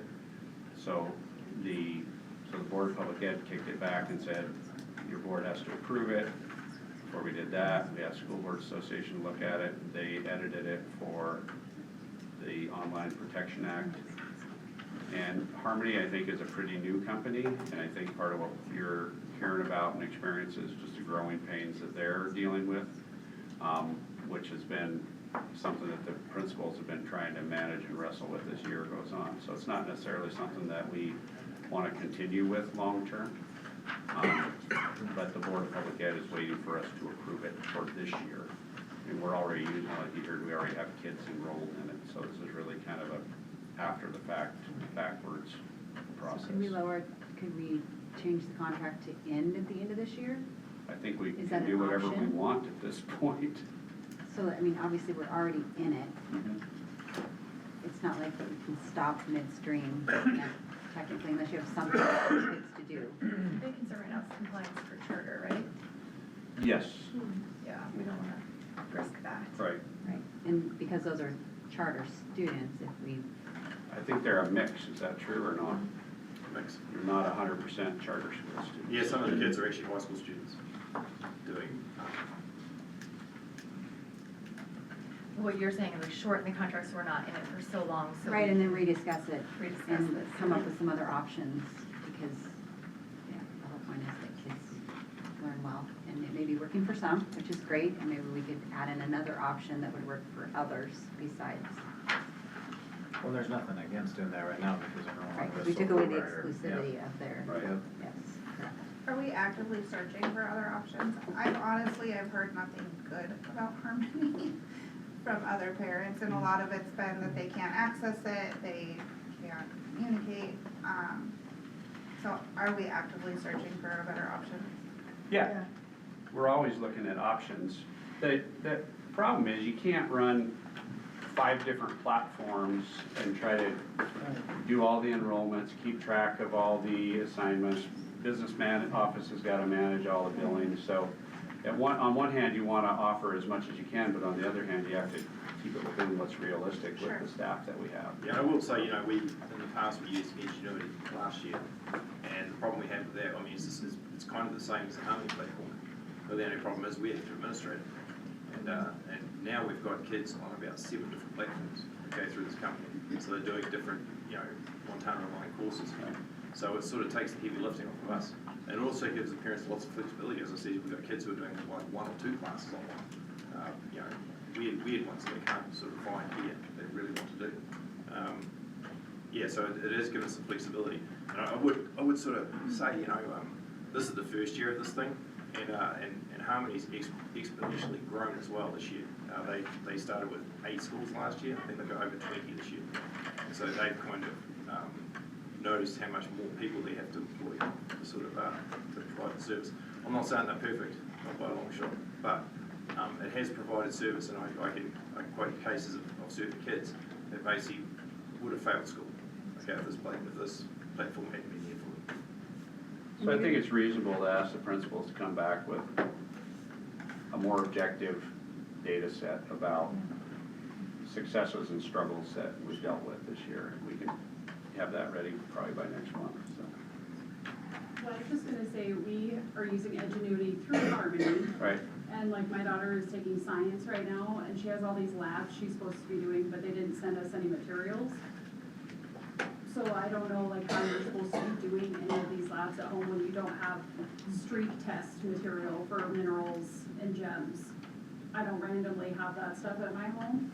So those are the other things that they need to think about when you have these programs too, is who's sending these materials, or how do you get them? Because I also don't know that these labs are coming up for my daughter, so I can't be prepared with these items. So those are things to think about too, with these different classes. And maybe there's some place we could actually approach Harmony about the issues that we're having and give them insight to like, this needs to be fixed. Yeah, for sure. I mean, if they're new, Yeah. they're hopefully looking to fix it, so. Yeah, and I think they are. I think the discussion moving forward is it manageable, or is there something else that we need to supplement to, and this has been a great discussion tonight, just to kind of inform that discussion. So, yeah, super helpful. Yeah, and thank you for informing us of struggles that are going on, because we have no clue. Like, unless we have a kid that's in that personally, then we don't necessarily know what the platforms are like, yeah. That's it. But if your kid's struggling with whatever's going on, then other kids are struggling, so it helps us figure out like, what else do we need to have options for every, other options for kids that might work better. Well, I don't know how it works with the board, but if you guys ever need help with researching any of this stuff, I mean, I'm a huge advocate for my kiddo, as is my wife, and so we're always here. You can always shoot us an email on the board emails, honestly, if you have stuff that comes up and we read the emails, we all do. One thing I would caution is that a lot of it is if it's administrative, it should go through our administrative function, so whether it be the principal or the Well, send it to all of us, superintendent. yeah, send it to admin. I guess I would advocate, getting this, contract off our desk and just like, so that the charter, the status of the charter is fine or protected, get it off. I heard an awareness to entertain either additional or other platforms. I don't need a report next month, but like, I'd love to hear at the end of the year, like, how it went. I guess, I don't need an immediate report. Like, I'm not trying to say that, but I'd love to hear at the end of the year, be like, oh, what void, if Harmony works for X number of people, what should we be looking for, or, in a platform that would complement it, for those kids for whom it does not work? Yeah, I think if you've hit the nail on the head, it's like, we just need to find platforms for students who aren't successful in this program, and what that looks like. So. And while, I mean, it's not pleasant for this year, like, the truth is, like, we don't know, we didn't know, and like. It's hard to switch midstream on each. Right. But yeah, but I will say, going from the Ingenuity platform we had last year compared to this one this year's been way more successful. Ingenuity was basically kids found everything. And are your kids still using Ingenuity through Harmony now? Yep. So you're not having to administer that anymore? So we really only have one platform. Well, no, because it's not the only thing they use. They don't use just Ingenuity. They use, there's a project called BYU, there's All through Edmentum. Harmony? But all through Harmony? All through Harmony. Harmony's Right. the guys who organise everything, but there's all these different providers. But you're not administering something other than Harmony now? Correct. Okay. Tristan, to honor your concerns, did you want to make an amendment or amend the original motion to place or to drop the 26-27 school year? I was trying to follow what you were asking, but I didn't want to lose sight of that. Well, I understand its importance for the charter school and for the kids that are using it and the kids that it's working well, but maybe we should drop that part and then discuss this and see if there's anything else that's come up and just make sure that there's nothing else out there that our kids could be using. And that's good for the administrators and the students together, not like, and I appreciate the input from the administrators too, because you can see that it's helping some kids. So it's like weighing out is this the best? Is it not? Well, it's more there are some kids that probably shouldn't be doing this platform. Yeah. I've put it that way. And so that's one of the things we're learning, is that there are some kids that shouldn't be using this platform. We should have them doing a different platform. So if you want to do that, it would be an amendment motion. And where I see it is in section 6A, where it says this agreement shall take effect to July 1st, 2025 for the 25-26 school year and the 26-27 school year. So if that is your wish, we could scratch the 26-27 school year. But that would have to come in as an amendment to the original motion. Yes. I about that. So I'll make them. Okay, So, we have a motion to amend yes. the original. Make a motion to amend the original contract to get rid of the 2027 effective term dates until we can rediscuss and. Okay, so have a motion and have a second from Tiffany. I'll let Jane catch up. Yes, please. I'm always a little slow. You're all right. And it looks like we have to do this before July 1st is when the original contract went into place. So at some point have that discussion. Okay, so we'll see it again about June. Thank you for listening. Thanks for being here. Okay, Jane, caught up? I am, yes, Okay. thank you. So we have an amendment to the original motion to make the contract language to have an effective year solely from July 1st, 2025 to for the 25-26 school year. Any additional questions, comments from the board on the amendment? Any questions or comments from the public on the amendment? Seeing no, or seeing none, all those in favor of the motion to amend, please signify by saying aye. Aye. All those opposed by saying no. Nay. Okay. We have one no from Tyrell.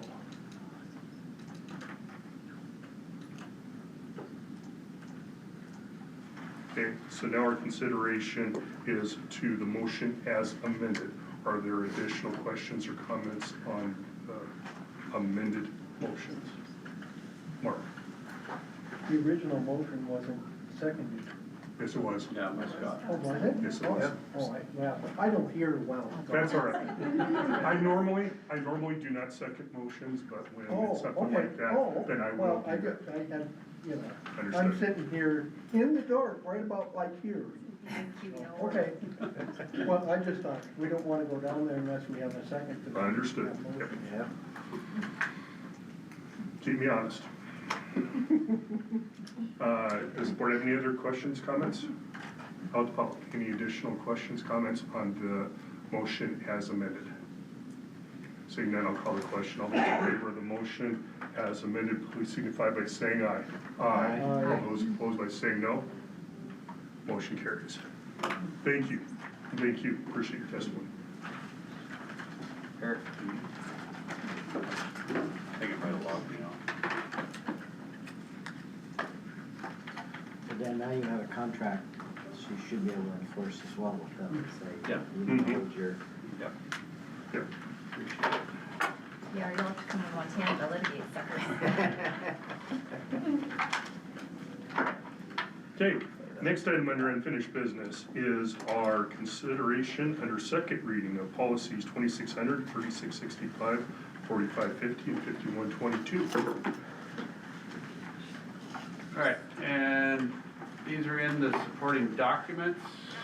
There were no changes from last month. I don't know if I have them. Oh, they're there. This was the work-based learning policy. To refresh my own memory. We did make some editorials in the first reading, so. Right, and they are reflected in here, I guess is what I meant, in the final versions that you're seeing here. Like this line right here is about parents and guardians being exempt of this background check requirement for their own students.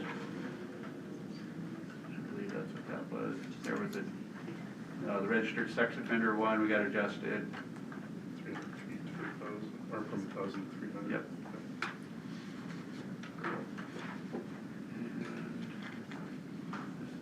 Background check policy, I don't think there was a change in here. Dan, when you and I met, there was a question mark on one of the items, and I said that it appeared like that was previous language. You said that there was blank. It was a that- date. A date that was in there? Yeah. Did we get that figured? Jen, did you find that date? Where's Jen? Is she asleep? Yeah, she's awake. Was that the first one, Jen?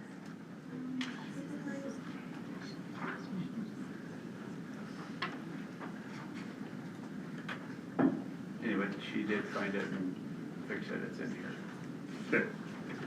Well, I can trust that if it is, I noticed that, or you had mentioned it. So it's the work-based learning one where the kids have to Oh, sure. request to have it. One second.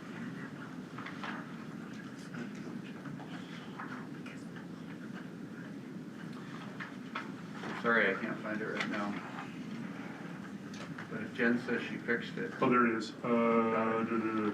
Second page of that policy, to be eligible to receive credit towards graduation, the application must be received by the district on an annual basis prior to April 30th. Okay, so yep, that is in there. Thank you. Okay, I didn't hear or see any issues with any of the revisions that we made, so we can take these as a full package if it is the board's wish. So I would entertain a motion to accept policies 2600, 3665, 4550, and 5122, your second reading. I'll make that motion as presented. Motion from Tyrell, do I have a second? Second from Tristan. Questions or comments from the board? Questions or comments from the public? Seeing none, all those in favor of the motion, please signify by saying aye. Aye. All those opposed by saying no. Motion carries. And now we go on to our budget update and discussion. Okay. I think that, let's start here with you guys. And I apologize for all the loose leaf paper that you got inundated with tonight. I just thought it might be helpful for you to have hard copies of some of this stuff to look at.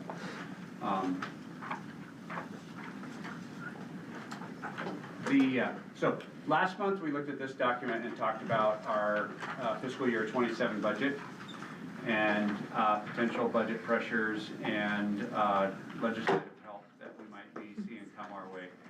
And we talked about these items over here as being things that were going to pressure the budget, such as pay increases, health insurance, and giving some credit to inflation. And on this side, over on the right side, we talked about possible increases to the budget, probably the biggest one being the legislative increase that will affect the school funding in 2027.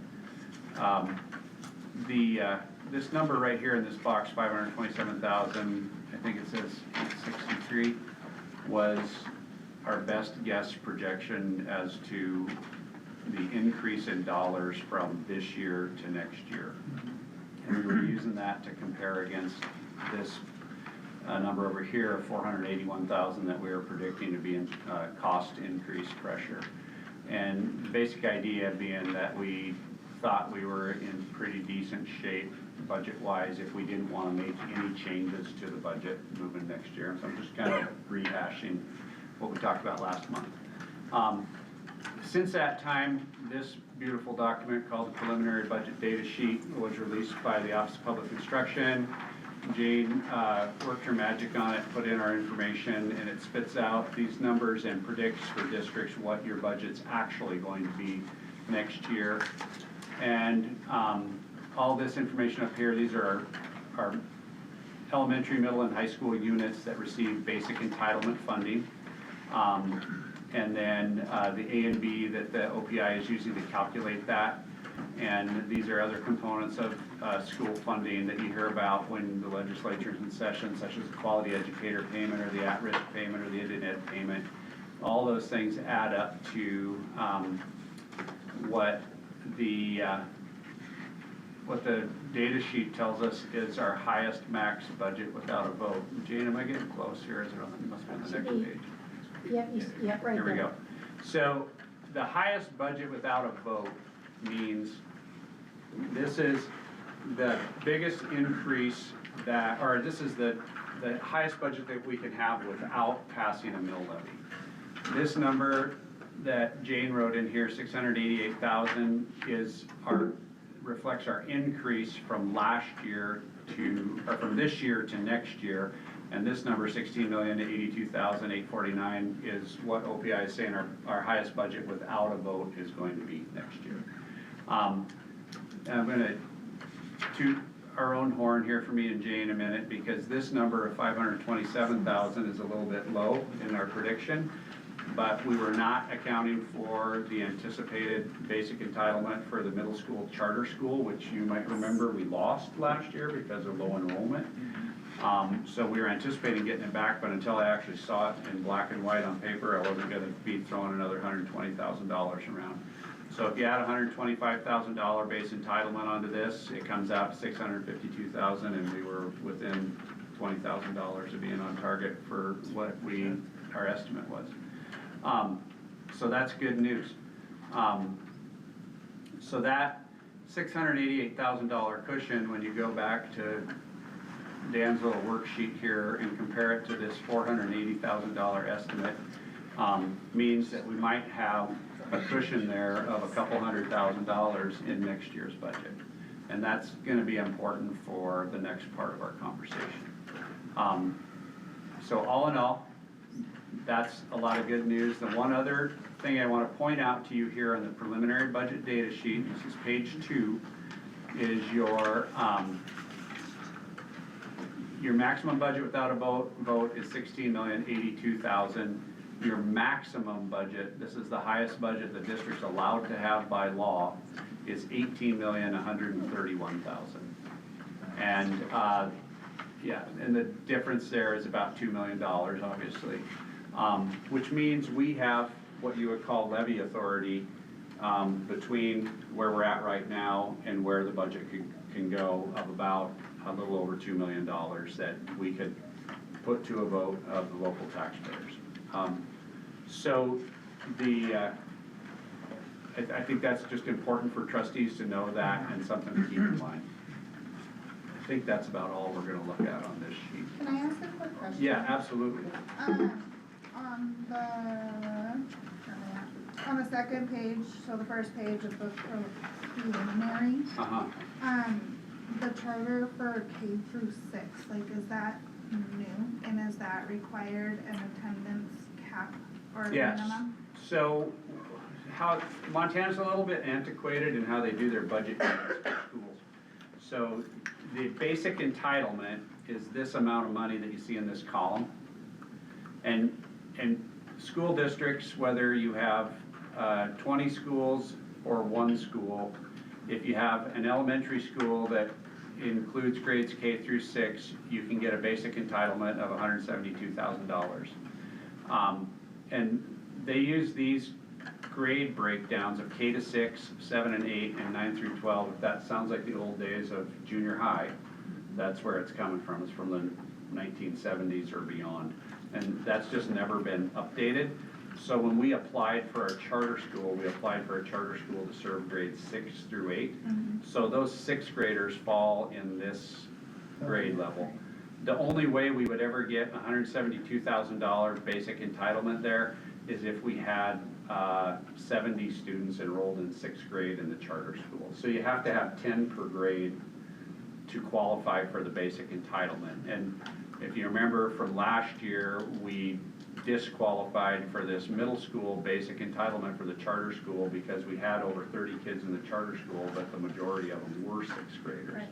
And so we didn't have 27th and 8th graders to hit the qualifier, and that's why we lost that funding this year. And so those kids are now in 7th grade, right? So there's not a qualifier for that K through 6? I doubt that we, too. right, and we never anticipated that. That's just the way they break it down on the sheet. Okay. But it's a great observation and a good question, yeah. Okay. Other questions about those documents and numbers? Because I'm throwing a lot of stuff at you right now. Okay.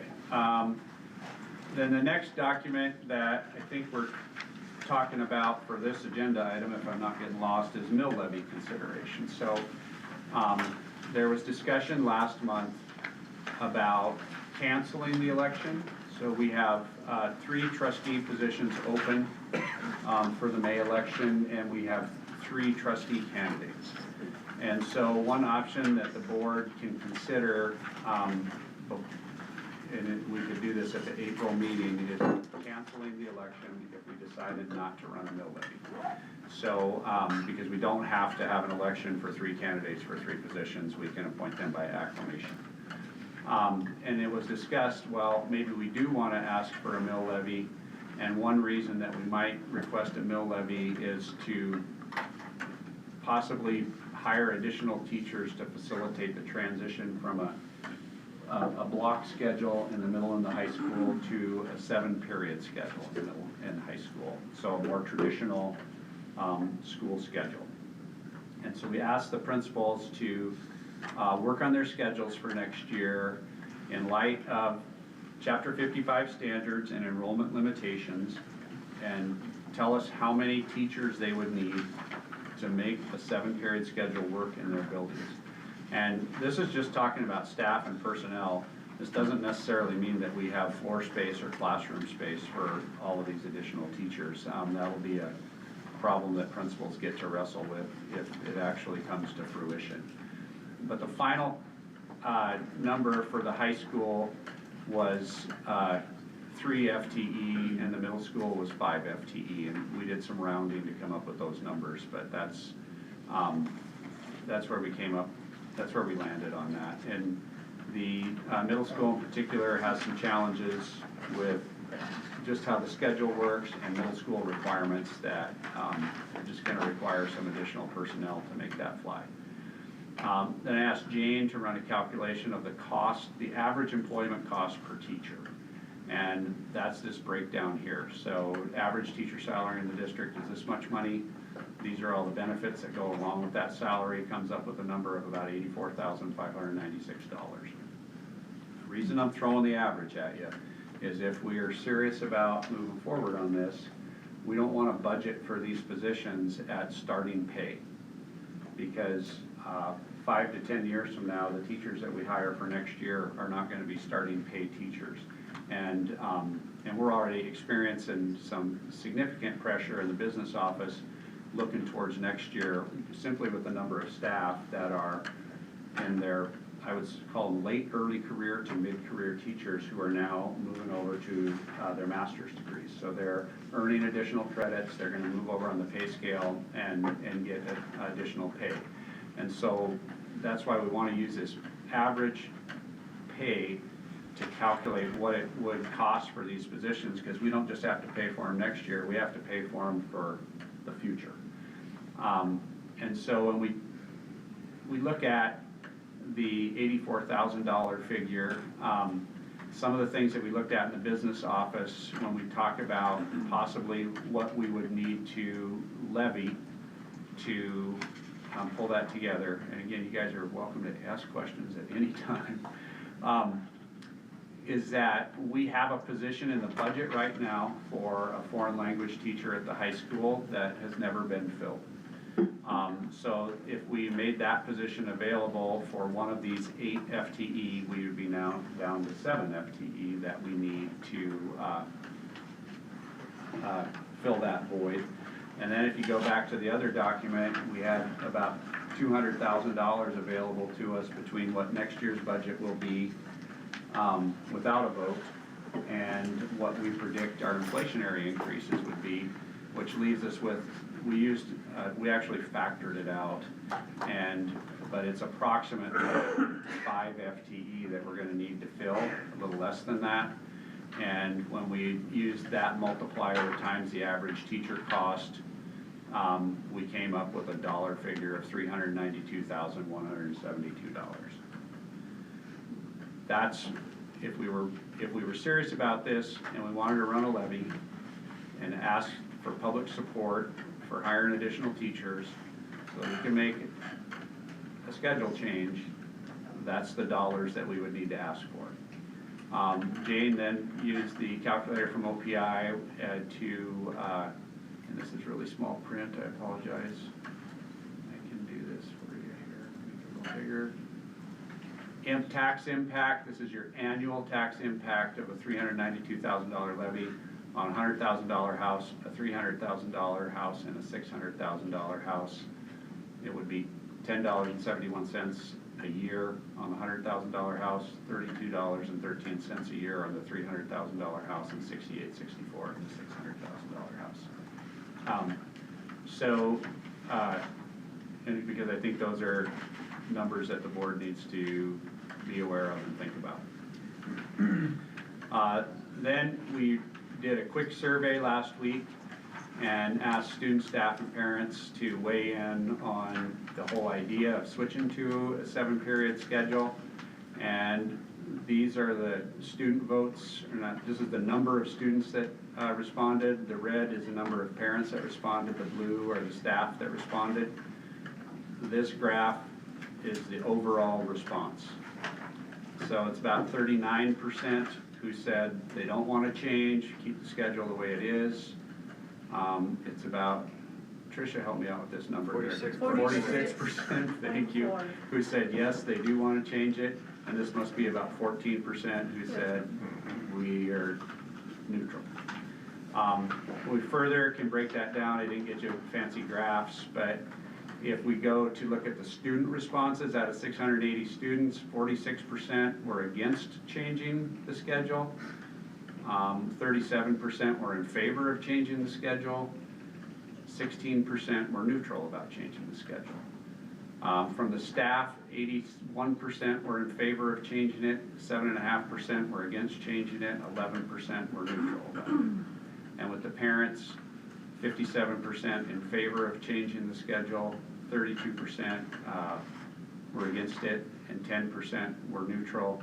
And then in the email I sent you last week, if you were bored last weekend, there were about 40 pages of comments that you could scroll through and read. And I didn't edit those, so some of the student comments may have been inappropriate. Yeah, There were a couple. Okay, so that's the information that I have to share with you.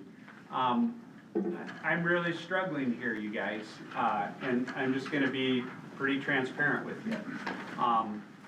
This idea to make this change is, it's doable. I think it's gonna put pressure on our facilities that we weren't necessarily anticipating, just in terms of available classroom space in the middle school and the high school, if it were to be successful. I'm concerned that a $392,000 permanent levy is gonna be a tall order and a difficult ask with the East Helena community, but East Helena has surprised me before too, so, and you never know. And there's a part of me as an educator who always wants to do as much for kids as we can possibly do, to feel like we ought to ask for a levy every year for something, because we have the ability to ask for things that we could do for our kids. When you, and I know you've heard me say this a couple times when we look at these budget documents, it's admirable that we're frugal and that we run a tight ship and that we're efficient, but at the end of the day, there's $2.3 million that we're leaving on the table every year that we could be spending on our kids in East Helena to enhance what we're doing for them. And that comparison between East Helena and a lot of other similar sized districts is we are way behind other districts in terms of how close we are to the max budget. And so there's that part of me too. I'm interested, obviously we had some comments earlier. We're not making a decision in this board meeting about changing to a 7-period day. What we're making a decision about is, do we want to ask the taxpayers for money for more teachers so that we might be able to make that adjustment. How does this affect the potential 4-day school? It really doesn't have any impact on it at all. Okay.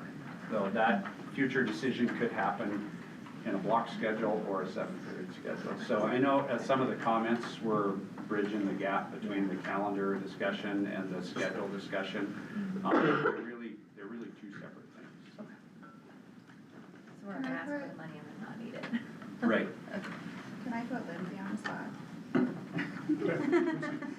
You're 5, can I ask like what those are being, what they are for?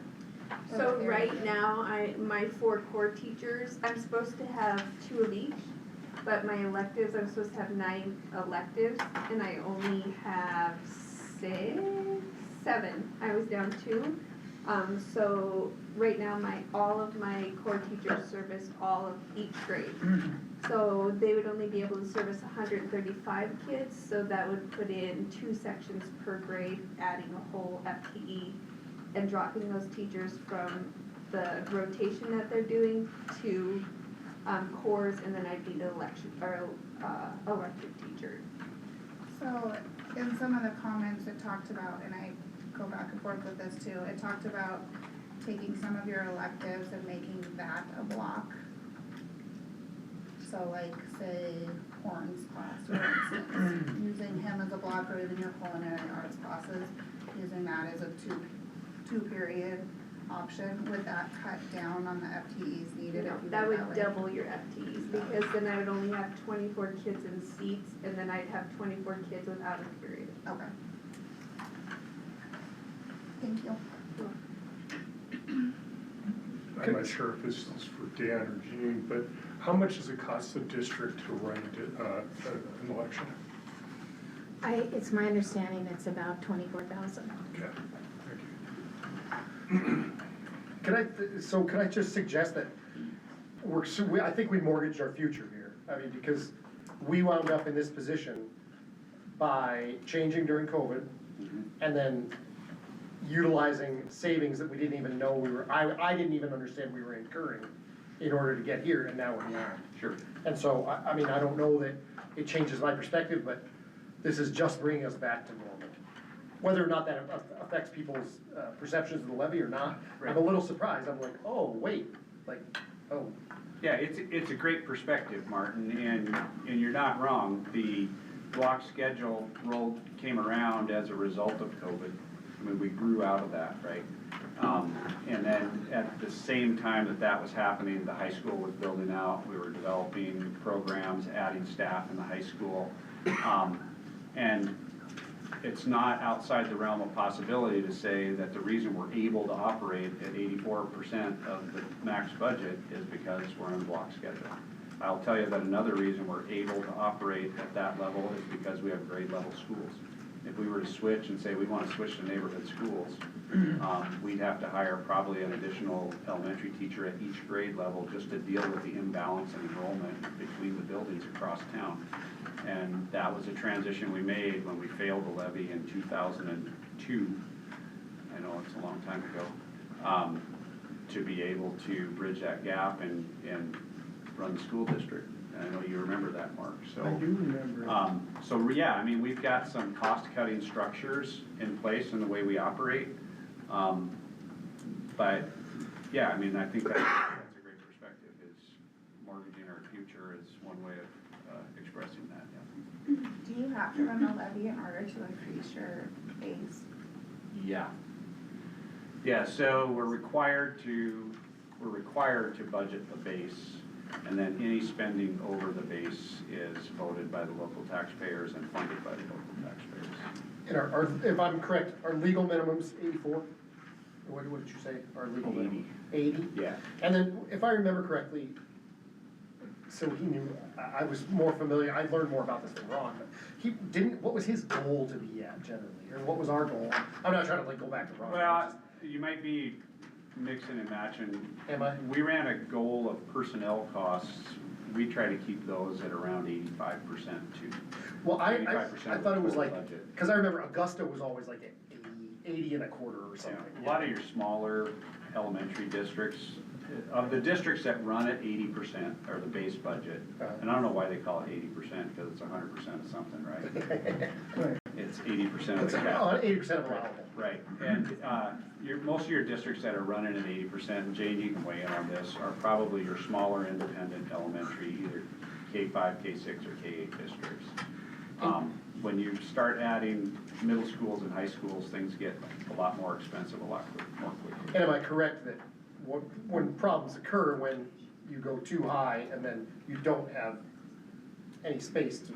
Right. So like what have we traditionally run at? Can anybody tell us? For the budget? Yeah, like. So we've percentage-wise. always been in that 84 to 85-ish%, mostly because you just can't change it without a vote. Okay. And the only reason the percentage varies is really just the calculations. Oh, okay. I thought it was higher than that, but sure. I remember we were running around 90 when I first got on. That's what I thought, it was 90 to It 92, kinda- somewhere in there, was what I recall. Our taxable base But I has might be gone wrong. up quite a bit too, which means our percentages dropped. I'm not sure if I can answer that question or not, but I don't That's for just- sure. I'm kind of, that's what I remember, my memory's faulty. Yeah. I thought we were at 82, so we're all over the board. Well, I think part of it too is that we start getting into personnel budgets versus the over base. And those numbers, those percentages kind of cross paths with each other. And you can, I know we're going into a rabbit hole here, but Yeah. when you vote over base levies, you're voting dollars, not mills, correct? Correct. So as the max increases with legislative increases, doesn't it stand to reason that your percentage would drop if you don't vote additional over Yeah, base so dollars? our percentage has been dropping Yeah. over the years. Yeah, That makes I think sense. that's what I remember. As our taxable base went up, it takes less of our taxable base to Because the equal the taxable budget. value within the district has increased with inflation in the building. And so when the taxable value goes up, you levy less mills To to get generate the the same goals. amount of money. Generate the same amount, yeah. We talked at the last board meeting, it was briefly brought up about hiring a PR firm. I feel like if we don't have to run an election and we choose to not throw away $24,000 to run that election, do we have any room in the budget to For hire? support with like advocacy? Just getting, I guess, more information in the community. I mean, in a sense, like Martin's perspective out there about why we're doing this, Yeah, so I think it would be illegal really. to use general fund money to pay a PR firm to advocate in favor. You'd have to have a PAC outside of the school district to do that. And I believe the discussion on that one centered around facilities expansion. And what we were doing. I thought it was the Sunday school we tried to I- find. I didn't believe so, but I could be wrong. Okay. So if I may, just to bring it back to some more of the budget stuff we've been talking about for a couple of years. We've got a laundry list of stuff that we've cut over the last couple of years. One of them is that half a librarian that we still have a variance for. I don't know how much longer that's gonna last. So I think that item is a good point. But the Board of Public Ed changed that rule. So all charter school variances are in force as long as the charter school contract is in place. So we don't have to reapply. So normally a variance is a 2-year variance and then you have to reapply or you have to fix it. And now because they changed that we have 3 more years left on our charter, so we don't have to worry about it until we either renew our charter or whatever we do in 3 years. Well, and I guess, to the point though, the FTEs that we're talking about, is that covering the additional high school English, social studies, the librarian? I mean, is all of that already in there? Not or the is those- librarian, but the English and social studies would be. Okay. Yep, What about that central office position? it's not in there. But Jane's really We have efficient. Jane now, though. Yeah. Exactly. So I guess last time we talked about it, I was not in favor of, think times were very uncertain, I was not in favor of running a levy, but there's an element, I've been thinking about it since, that, I mean, if you don't tell people you need money, they're never gonna know you need it. And so, other than the cost associated with it, which is significant,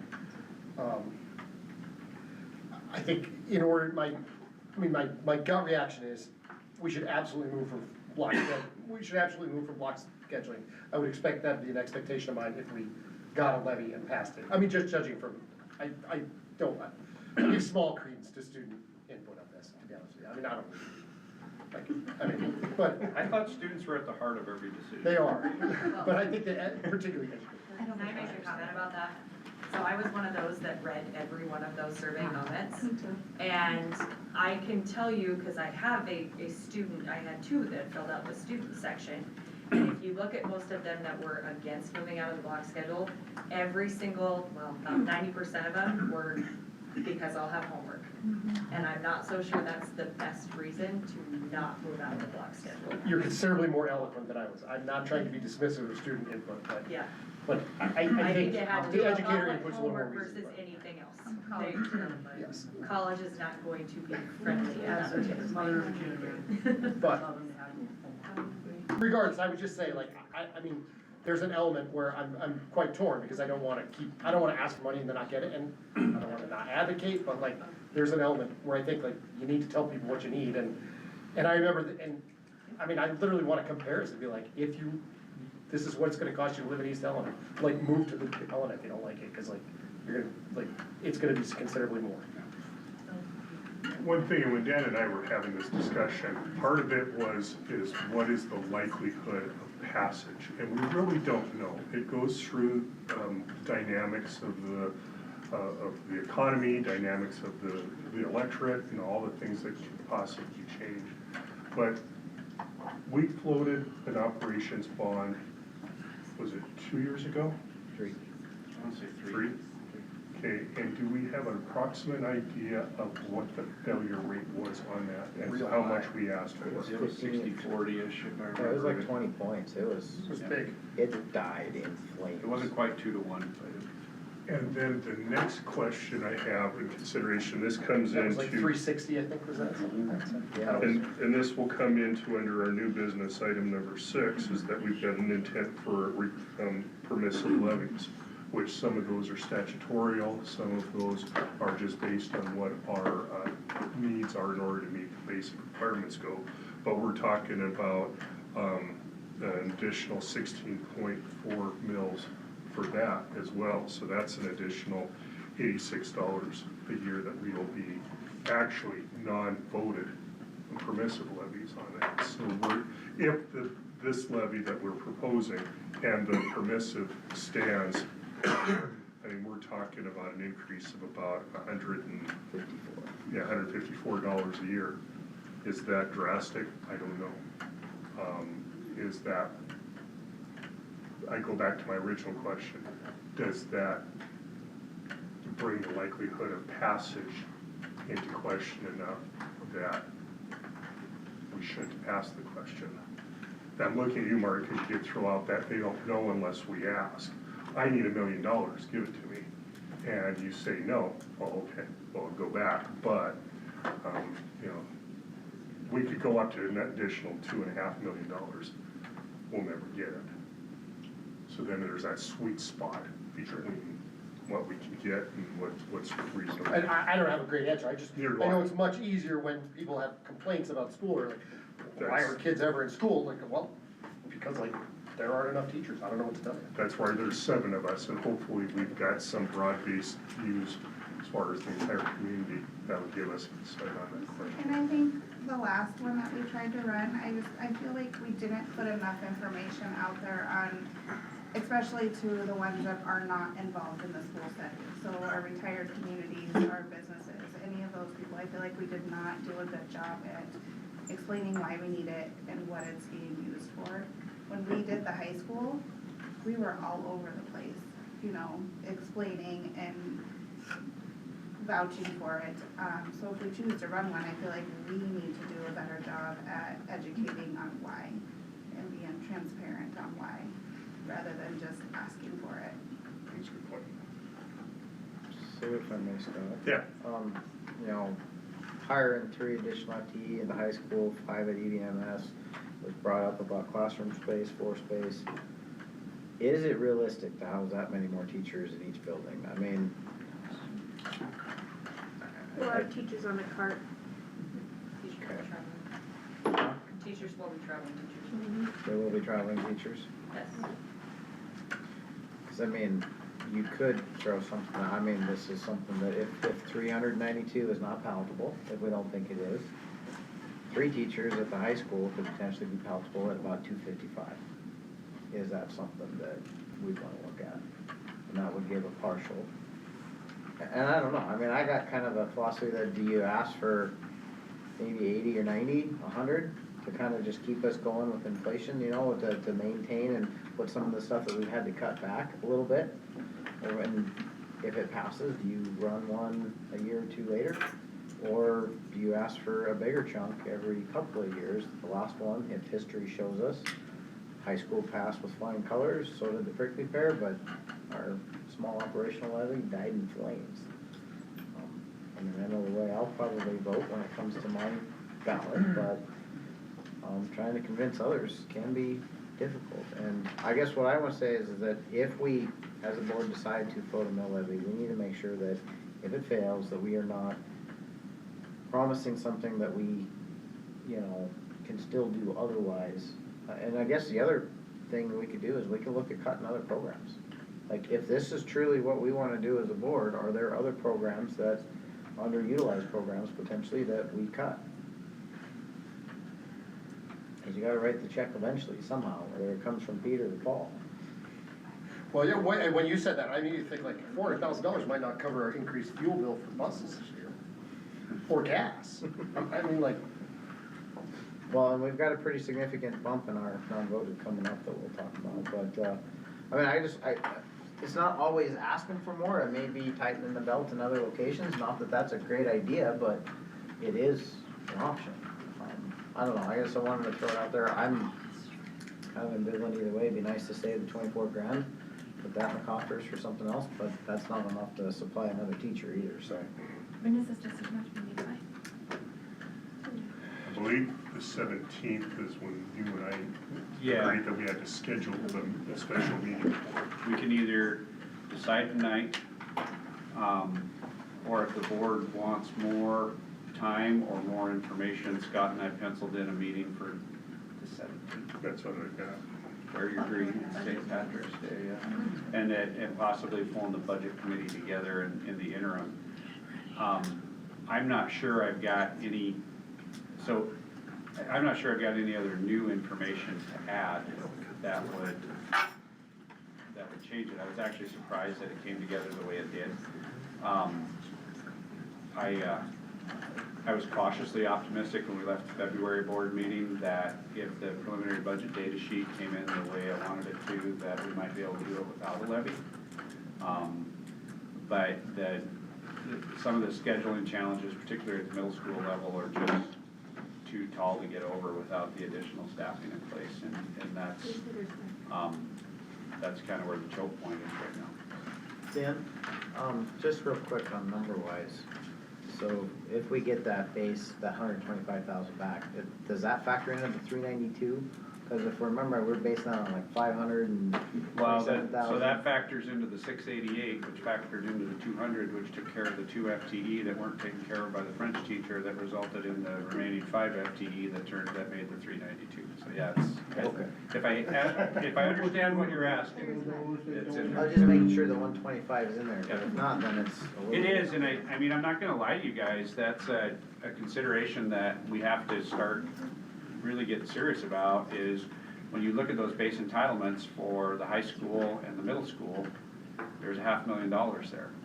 And our charter contract is up in 3 years, and if we decide not to renew it, or if the Board of Public Ed has a different standard for renewing charter contracts, or if the legislature has a different view of what charter schools ought to be, that's $500,000 in our general fund budget that evaporates when that happens. And so, I'm not trying to put scare tactics out there, but it's a reality. When we're looking at long-term planning in the business office, those are the things that we're filing away in the back of our minds that we have to be aware of,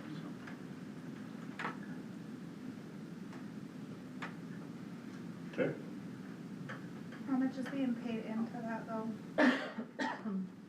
What do you mean? Like, you say that we would lose that funding, but yet how much of our own are we paying into charters to manage the charter schools? Well, I think what you're getting at is what staff could we cut if we lost the Well, funding? not necessarily cut, but move into the traditional school settings, and then it would also free up space. Like, I'm not saying I wanna get rid of charter, but there's other avenues if anything came about, whatever. I don't know a way that we would get around it without eliminating some staff, but I only have 2 full-time positions right now that are fully dedicated to working in the charter entirely. And then all the other instructors that work in the charter work in there for up to 2 periods, 1 to 2 periods, and then they rotate out to their regular middle school or high school position. And so you could add up all those positions to come up with the additional FTE, but it's not gonna be anywhere close to $500,000. So the subtle lesson there is, the press here, is that the charter school is, some of the money for the charter school is being siphoned off by the regular schools. Or they're under. Benefiting. Yeah, thank you, that was much better. Not being siphoned off. Yeah. Mark? Just one thing that Dan said that I found somewhat troubling, the $2.9 million that we're legally allowed to levy has never been ours. It belongs to the taxpayers, and we can't get a penny unless they give it to. And I say that because I think there may be people, and I've been accused of this in the past, of not levying enough, but most of the time when we did levy, we lost. A couple of times we actually won. But that's the taxpayers' money, and that's kind of what makes East Helena different than Helena. Helena can say whatever, and the majority of the people go thumbs up. And the near majority of the people go, what about me? I need to move to East Helena. I mean, I can't live here anymore. I mean, you said something about moving to Helena? They just passed a $300 million high school one. Can you imagine what their property tax is now? They're looking to come here. They're looking to move their businesses out of town. That's unattainable. And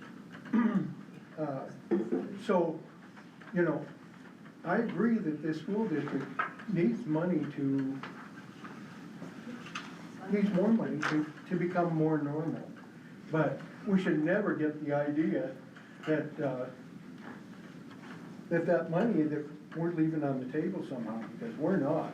Because if we did levy $3 million, I'll guarantee you, there isn't anybody sitting here that'd be here in 3 years. I think a better way of characterizing, I agree with you, Mark, a better way of characterizing it is that what the law authorizes That's right, that that's what we're allowed to do. Not what we can Yeah. capture, but Right. what the state law Right, maximum. and what it does, it protects the taxpayers, the less influential or wealthy taxpayers against a majority that thinks that's important. And at the expense of the poor people in your community that have a house but can no longer live in it. So that's just that was free.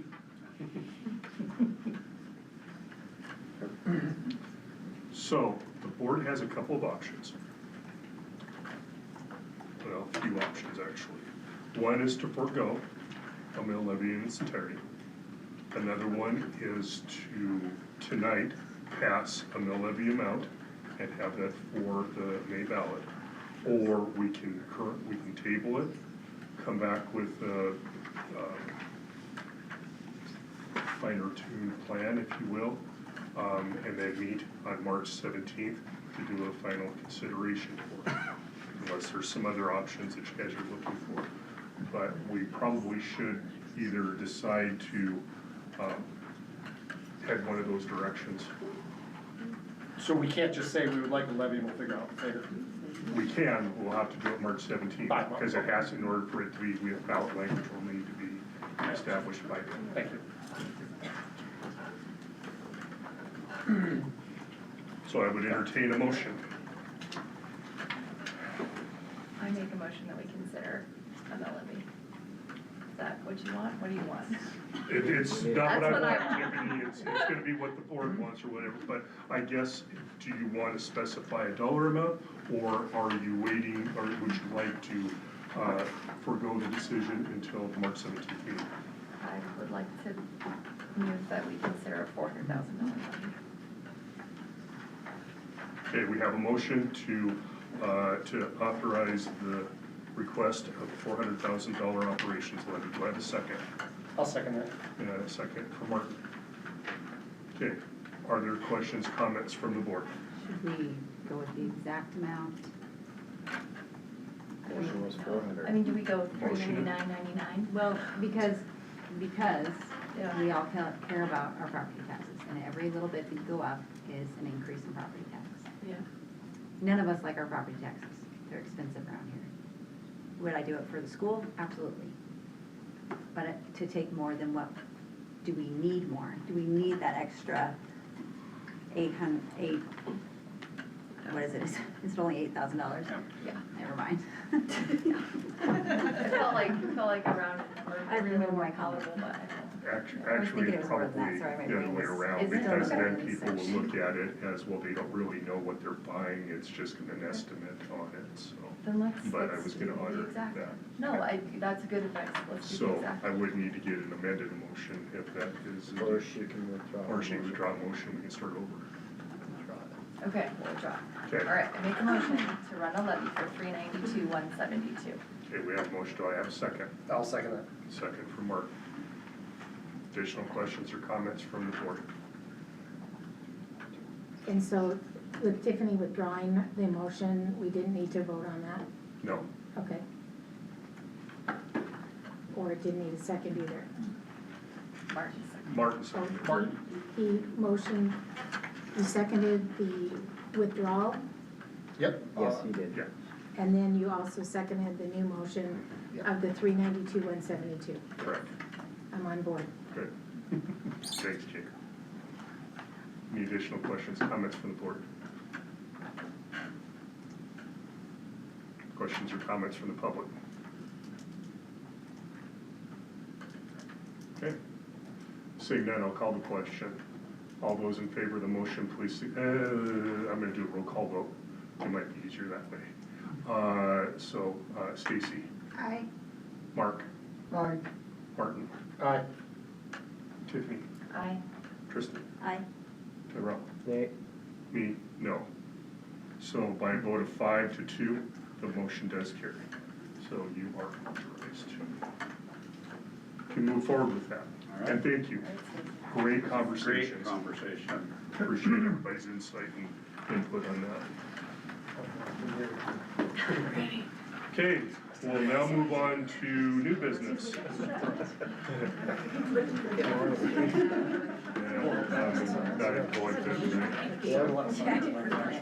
No, I doubt it. Okay, so now we're gonna go on to new business, and the first item under new business is, adoption of, the K-12 math curriculum. Okay, the dollars and cents are in the supporting documents.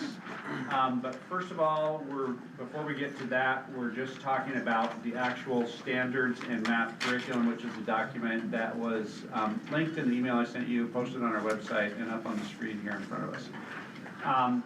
Lindsay is our administrator who has led a crew of outstanding teachers for the past probably 8 months, working on reviewing state and national standards related to math instruction and comparing them to what we had in place, doing our review, adjusting and aligning our math curriculum guide, and then updating that. So I'm gonna kind of turn it over to Lindsay and the folks that she has with her tonight. If you want to introduce your committee, that'd be great. And then if you guys want to talk briefly about the work that you did, and then maybe if the board has any questions about the curriculum guide, we can get that approved and then move on to materials purchase. I'm gonna let the person behind you introduce herself first. Oh, hi, I'm Beth Walsh. Hi, Beth. I have taught 23 years here, and so thank you for having us. Trisha Haynes, 5th grade. Alyssa Salerno, kindergarten. Sarah's Hardy. Sarah Cobb, Jana Niner, instructional coach. Shayna Docks, instructional coach. Kevin Demko, instructional coach. Ashley Linder, 4th grade. You have to find them. Okay, so what we did, and this work started a long time ago, Radley started in 2019. 612, we started when Brian was at the high school in 2023. We started the alignment 612 on our priority standards. And this year, the high school actually had to take the most time at the beginning because we have new state standards for math that they had to divide and conquer and determine how they were going, if they could choose to change the way they teach math, like the sequence, or they could just take those standards and put them in what they're already teaching, and that's what they chose to do. So our lovely instructional coaches came together and made this beautiful document with all the information in it for you of the standards that are prioritized K-12.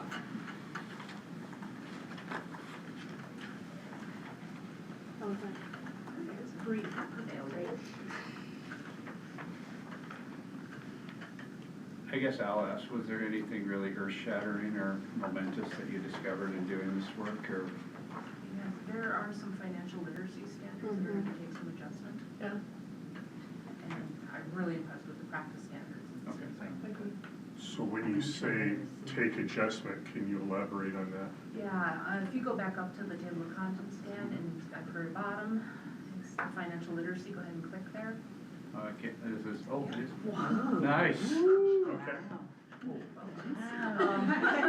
Anyways, you can see that the House Bill, what is that, 535, is requiring that we have financial literacy across K-12 mathematical standards. And so they are all explained right there, and they're not explicitly written into the standards, but they have like the standards by grade level that we could embed them. And so that's when I said there's gonna be a little bit of supplementing, a little bit of work on the part of our educators to make sure that we're meeting those requirements. So that one's kind of like a O. Okay, I'll follow up on that. When the legislature passed the bill, a lot of their intentions were positive, but I think a lot of them didn't realize the implications associated with doing something like this. And I was all for the idea of doing financial literacy. In fact, I've been promoting on it for decades. But what kind of lift is this going to be for a school district? Because it's something new. It's not just teaching algebra, it's teaching something that we haven't had to do before. So I think right now where we're standing strong is the middle school already has life tools in place with Ms. Horn, who is teaching all of these. And then our business teacher that does 8th grade is already teaching all of these as well. So now we just have to make sure we're diving in and spreading them.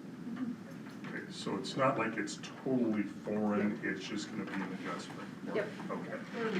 We've done a lot of collaboration or starting with our business teachers too, because a lot of it is actually stuff that they are teaching in business, and it's just making the connection like with the math, and then we can enhance that and kind of strengthen like some of those skills, like to specifically so they understand it's connected to that. Yeah, that's the same what K-5 is doing too, looking at our curriculum and we can fit it in. You know, like for 5th grade, we do decimals, that's perfect for money, and adding and subtracting, we can totally get that in there. Just looking to see where it fits. Okay.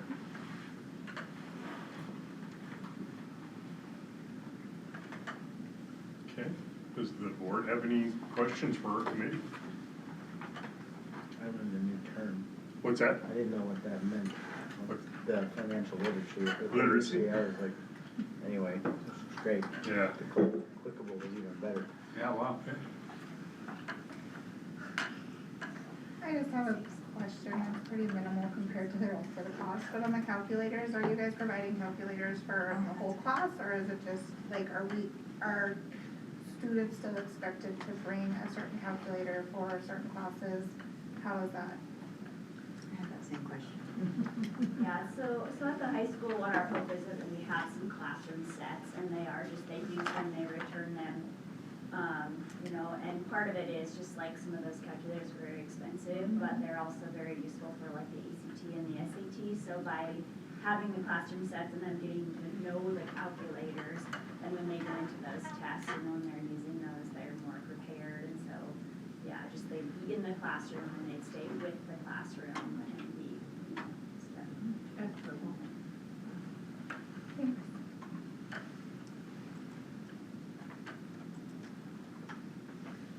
All right. Well, at this point then, I would entertain a motion to adopt the new curriculum as presented. Do I have such a motion? I'll make a motion to adopt the new curriculum as presented. Okay, we have a motion, do I have a second? I'll second. Stacy? Sure. Okay. Questions or comments from the board? Questions or comments from the public? Seeing none, all those in favor of the motion, please signify by saying aye. Aye. All those opposed by saying no. Motion carries. Want to just say thank you all to that committee. I've said this before on all the curriculum committees. It's not the most fun jobs that any of you have to do, but it is something that's critical for us to making sure that we're getting the right materials and they're heading in the right direction. So thank you guys for your efforts. They were awesome. I appreciate it. Great job, you guys. Okay, so speaking of calculators, We now have the next challenge, which is we've got to pay for our new math curriculum that we just approved. So, Yeah, so this part is where we buy the instructional materials that the teachers are gonna use in the classroom, and that breakdown is in the supporting documents, it's up on the screen in front of us. I did include the detailed sales proposals from the different companies, so you can see. One thing they do a really nice job of showing us is how much amazing free stuff they're giving us with our purchase.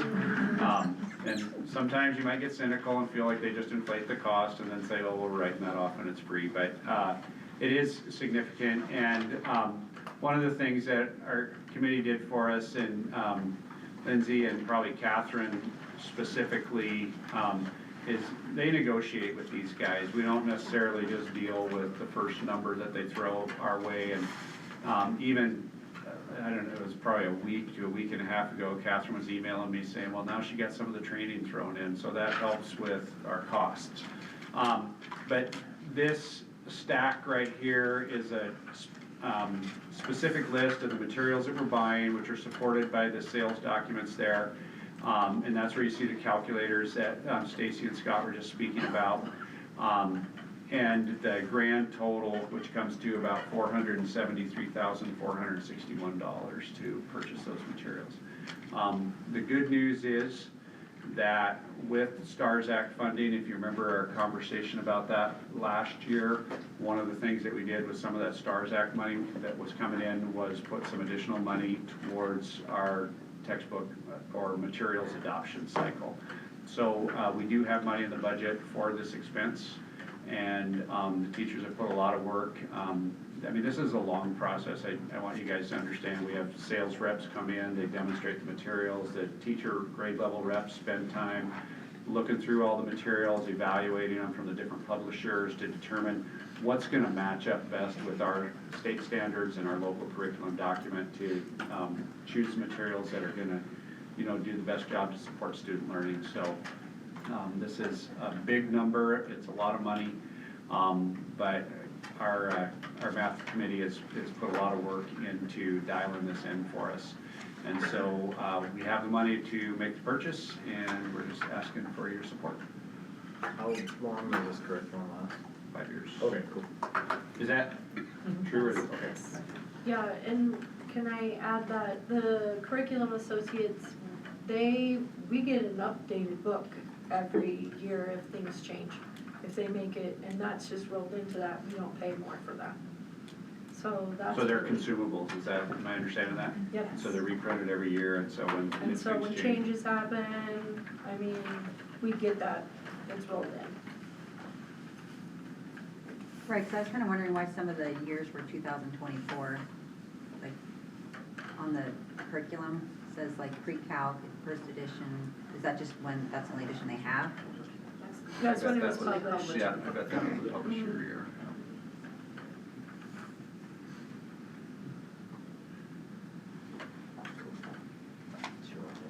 yes, I do. Make a motion to authorize the purchase of our recently approved math curriculum. Okay, motion and second from Tiffany. Questions, comments from the board? Questions, comments from the public? All those in favor of the motion, please signify by saying aye. Aye. All those opposed by saying no. Motion carries. Okay. Thank you, guys. Yes. You can't. Lindsay? She knows when we're supposed to be done. Okay, next item on the agenda is consideration of the 26-27 academic calendar. All right, so put the documents in the supporting docs. They're up on your screen. I apologize that they're sideways. The calendar committee has done plenty of work. We have several reps in the calendar committee on our board with us. They presented 3 options to the staff. I think the biggest variable between the 3 options was the way Christmas break and spring break kind of work together. Is that fair to say? Can't remember. I know one had a shorter Christmas break. Yeah. The 3 had a shorter Christmas. Yeah, and one had- no Martin Luther King Day. Okay. And, I think some notable things for the board to be aware of is this, all 3 options had a spring break that was aligned with school district number 1. You remember that was kind of a hot topic for a while. And the other thing that's a little bit unusual is we have this last Friday in January as a non-attendance day. And the reason for that is advanced planning, because we're hosting, help me out, Paul, the state speech and debate and drama tournament here in East Helena that will occupy the entirety of East Helena High School and East Valley Middle School. So to make that work, the calendar committee just designed the calendar with a day off that day, so. The calendar, option 1 is the one that garnered the most votes from the staff. You can see this fancy graph here. That's the blue portion is option 1. And with that, I'm gonna kind of leave it up to Paul and the committee and anybody who's got questions. Okay, so I might just be reading these wrong, I always have a hard time with the district calendars, but the red days would be no school days. Right. Okay, so not every week's 4 days. Thank you. It's that semicircle in the middle. Huh? What was your question? So the Whoa. red days are no school days? I am learning so much. Doesn't work on my. I'm gonna ask, just initially, like, what is our like, I can't remember in the past, there's been some dispute about, not dispute, there's been some discussion about what our purpose was, whether we approve a calendar or whether we approve the choice of the calendar committee, or whether we approve the choice of the teacher, et cetera. So what are our parameters? So the board approves the school calendar under the advisement of the staff and or the committee. Okay. But yes, the final decision is up to the board on that. So I think we last can- time we approved a calendar, we didn't have in front of us, right? Yeah. Something like that, or I know that there was one that wasn't in alignment with the Helena School District in past years. There's been, staff have been split as far as the numbers go, and so. No, we changed it last time. Yeah. Okay. Well, I think it was the other way around, wasn't it? We did ours first and then Helena came out with this afterwards. Yes. Right. Yeah, We didn't change it last year. yeah, we didn't change. We didn't change it. That's what I'm saying, the board changed it. No, No. we chose not to. We chose not to. Uh-huh. Yeah, no, I apologize. we didn't change it. I think, I would say, like, I think Paul should get like a Purple Heart for doing this. I mean, I could not believe, A little bit of backwards and forwards. oh, it was brutal. Yeah, so anyway, this year we waited until Helena actually printed theirs before we decided what our final cut was gonna look like. Here we go. So that's why those spring breaks match up. Right, because last time you asked them for it and they wouldn't tell us. They hadn't done it, they just hadn't done it at that And stage. Helena came out earlier this year than they have in the past too, which also helped our case. This is good. And I was actually referring to the spring break, there was a different one where There was a year, I think what you're remembering Yeah. is so, it's also indicated in the collective bargaining agreement that the teachers, Thank you. that the teachers will be able to weigh in on their choice of calendar. And there was one year that we had a calendar vote, and the board decided to adopt a calendar that was not the top vote yet. That was from the early calendar one, that was the vote. one that started like a week early in August or Early something August, like that. Yeah. We knew what was best for them. We're dating ourselves. Yeah. So right now, the administration has recommended approval of calendar option number 1. However, I would entertain a motion from any one of the board members for any one of the other options. I'll make a motion to adopt calendar number 1. Okay, we have a motion. 2026-2027 school year. Okay, got a motion from Kristen and a second from Mark. Questions or comments from the board? Questions, comments from the public? All those in favor of the motion, please signify by saying aye. Aye. All those opposed by saying no. Motion carries. Thank you.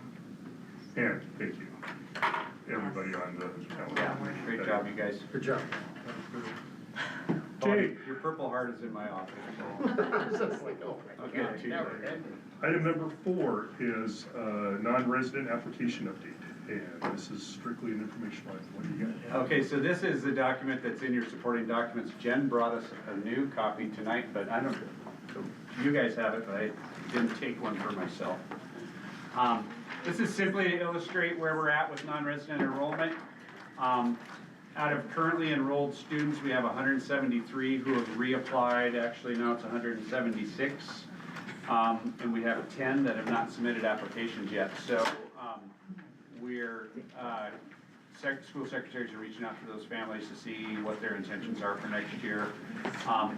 The things that I think are really critical for the board to be aware of is in light of the enrollment update, which was this document that I emailed to you a couple different times. When we talk about, and this was a conversation that came up in strategic planning about our 2 below the state standard. This goes grade by grade and shows you currently where we're at. And you can see that we are at or above our standard in almost every grade in the K-5. And I guess to be really simple, what that tells me is we don't have seats open for new non-resident kids in grades 1st through 5th grade to come in next year because we are already at the standard that we set in our strategic plan. The crazy part about that is we have 0 applications from new families who aren't connected, or even new families who are connected to the district in 1st through 5th grade. The only tough choices that we might have for non-resident enrollment will be kindergarten and pre-K. And we won't decide those until later in the summer, and it'll be based on availability. But Brandon and I talked a little bit this morning at the admin meeting that, it's kindergarten, we never know what our enrollment really is gonna look like until August. We have a really good idea in June, but last year we told all those kindergarten applicant families that they had to wait until August to be approved or not approved. Some decided to go to their home district anyway and not wait around for us. But that's just being prudent and protecting our own interests. The issue at the high school and middle school is when you go back to that enrollment document, and this I think is probably, if I was a trustee, I'd be a little confused by this. Because when you look at these average section sizes, they're low, like 19 at the middle school and 17 at the high school. So remember that we're averaging a welding class of 12 against an English class of 30. And so the section sizes, there's a certain amount of voodoo that goes into middle school and high school scheduling, first of all, and section sizes vary significantly. The other thing that Lindsay and I are really running into looking at middle school schedule and discussion about 7-period day is this 150 student limit per day for teachers. And then the fact that, especially in the middle school, we're required to have a homeroom and advisor program. In the high school, we're trying to support an advisor program to build that additional connection with a caring adult for our students to help guide them in their academic pursuits. And when you have advisor, we code those classes in Infinite Campus as a study hall, because they're typically a non-credit bearing class. And as a study hall, you still have to count that as 15 kids that the teacher's responsible for. So now their load for academic instruction drops from 150 to 135. And if they teach 6 sections of 135 kids and divide it out, you're gonna end up with about 20 to 22 kids per section. And those are just the constraints of the regulatory system that we work under. And so but when you look at that and say, well, why do we need 5 more teachers at the middle school if there's only 19 kids in a section? And the answer, it has to do with the way all the rest of that math works out, is it gets pretty complicated. And I'll admit that in the old days, we actually reported things a little differently. And we were told to by OPI, they're like, well, you don't report your study halls, you don't report advisor, you don't report that. And now we not only do we have to report it, but they give you the guideline on how you have to count it. So so that landscape has shifted a little bit. But long story short, the reason we're having this conversation about non-resident enrollment is to keep the board apprised of what the numbers look like for new kids coming in. We don't have a lot of heartburn about these 3 new applicants at the high school. And we don't have new applicants at the K-5. And the only choke points that we might have is looking at these returning students in the K-5. And again, that 2 below the state standard limit. I'm not saying that we're gonna have to this year, but we're dangerously close to the point where we have to start telling families at some point, your child can't come back next year because we don't have a spot for them in elementary school. So last year we looked through some of the truancy and behavioral Right. kiddos, like, So we're collecting all that data with the applications, and the principals are making those judgments. So there may be a few of those that we have to deal with. A lot of times, last year when we told parents they had to come in and meet with the board about that, they just decided to not come back. So that could be the outcome this year, so. Any other questions about that? That's just information items, Scott. Thank you, Dan, appreciate it. Does Dan have any questions? Or anything? I do. Do you have any I've got a lot of questions? questions. Does the board have any questions for Dan? So we typically approve them in June. We'll probably bring a proposal to do the high schoolers in May. And the reason we do that is so those incoming freshmen in particular and the new students, if they want to participate in summer workouts, can count themselves as our students and participate. Dan, when you bring this with those, and I know you do this, but I would appreciate at least knowing the total. Yeah. Yeah, we'll have to do some breakdowns because the numbers change as you go up in the grades. Well, and this sheet shows that there's 1 applicant for grade 4. That's I no wonder if they new would ties, new no ties or whatever. Is that the one the one that you have right now? Yeah, right here. Sorry, I already moved it. Yeah. Oh, that must be a new one then. Okay, that's a new one. 'Cause I was like, wait, Just came in there's- since we published the agenda last week. So there could be some of those. And typically with those, I'm guessing that so if you remember from the procedure, this is where things get really weird, is we're supposed to have an executive session with each one of those families that we're gonna deny. There's a pretty good chance that when we tell the family, well, they're gonna have to come to a board meeting, meet with the board, this is what's going on, that they might just say, oh, forget it, we're not gonna do it. So, we may end up not having to have those, but by our policy and, actually the way state law is written, we have to afford them that hearing with the board. But we did make a commitment to maintain our standards Yep. with the goals and our strategic plan, so that's something we'll have to remember. Yep. All right. Okay, Cool. if there's no further comments or questions on it, we'll revisit that in future meetings. And we'll move on now to our superintendent request for out-of-state travel. So Jane threw me under the bus on this one, and now I have to go to Florida. Here's how it goes. We, through our health insurance, participate in what's called reinsurance, which is insurance for our insurance that covers our large dollar claims in our pool. And there's an annual meeting of all the insured groups that are in our reinsurance pool. And it just happens to be on an island in Florida, and it happens to be the first Thursday in May. And historically, the business manager has always gone to it, but Jane has a graduation to go to that weekend. And so I got tagged to go. Can you fall on that, so? Yeah, I'll do it. Actually, there's a slight outside chance that I wouldn't have to go. And the reason for that is, and I don't know if you guys heard yet, but the Bridged Health Trust was validated today by the Commissioner of Insurance, which means they've overcome that enormous hurdle that they had to get over. And if we're confident that the trust is actually going to be functioning, we might be able to say see you later to our reinsurance, because we'll be having a different reinsurance through Bridge. And then I wouldn't have to go, but I'm not counting my chickens. So my contract requires permission from the board to travel out of state for work, and so that's why this is on the agenda tonight. Out of curiosity, Dan, who pays for that travel? Is it the individual districts, or is it? I'm about to find out. My understanding is It's What are really they called? paid by the captive. Yeah, the captive, they pay for it, so Yep. that they're the insurance, and they fly us all down there. She sends me a link and says register, it's really fancy, so. Well, as long as it isn't a Piper Cub. Do you think you can you represent us sufficiently? I think I'll do a good job. I'll make sure and pack my flip-flops. Do you need a motion, Scott? Yes, I do. I'd make a motion to approve travel for the superintendent to attend this conference. Second. We have a motion and a second from Tyrell.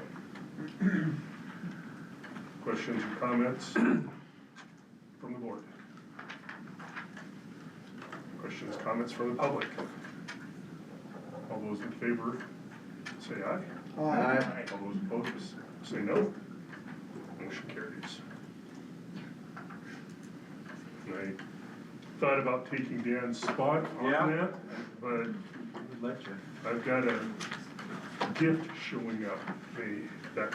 Oh, yeah, you do, don't you?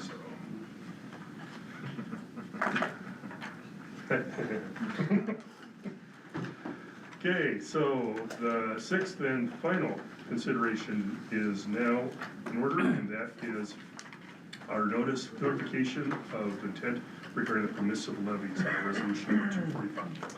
Okay, so, this is our annual, advance notice required under House Bill 307, that we notify the community, of any anticipated changes in permissive levies. And this, as Scott tried to tie this into our previous conversation about levies, that's kind of the purpose of this law, and this reason is so that districts can't at the last minute jack up their permissive levies in a surprise to taxpayers. So we're supposed to do our due diligence and our best guess at what we think our permissive levies are gonna be for next year. And so Jane prepared this document using a spreadsheet from Masbo, correct? Correct. Yeah, and I have to admit, I was a little surprised when I looked at it, because typically we hold these pretty steady. So I prepared a little more information for you to kind of give you a little bit of the backstory here. So we're right now proposing, and this is not carved in stone, and this doesn't say this is what it's going to be, but if we don't make an estimate now, we can't change these permissive levies for next year. And so we're estimating that we'll see an increase of $455,000 in our permissive levies moving into next year. And that breakdown on $100,000, $300,000, and $600,000 home you see down here at the bottom, $1,244 for the $100,000. Who has a $100,000 home? $300,000 home is $3,730, and the $600,000 home, the impact would be $8,572. That's your annual change. So the eye-popping number here is the $455,000. So that's why I included the historical budget documents for you to review. And if you go to the second, oh, it's not in here. Okay. Oh, I emailed it to you. So the permissive levy historical trends is the sheet that I want you to be looking at, because we lowered a bunch of these last year. And the reason that we adjusted some of them is we were building up some pretty significant balances in them. And so when you look at the historical trends document, transportation, bus depreciation, adult ed, tuition, and building reserves are the permissive levies that we levy locally in East Helena. The transportation fund in fiscal year 2025 was a $778,000 levy that we lowered last year to $489,000. The reason we did that was two. One, we were building up a bit of a balance in transportation, and part of the reason was we had overestimated the impact of the pay increase for bus drivers, and we had shot high on anticipated increases in diesel fuel costs, and they actually ended up going down.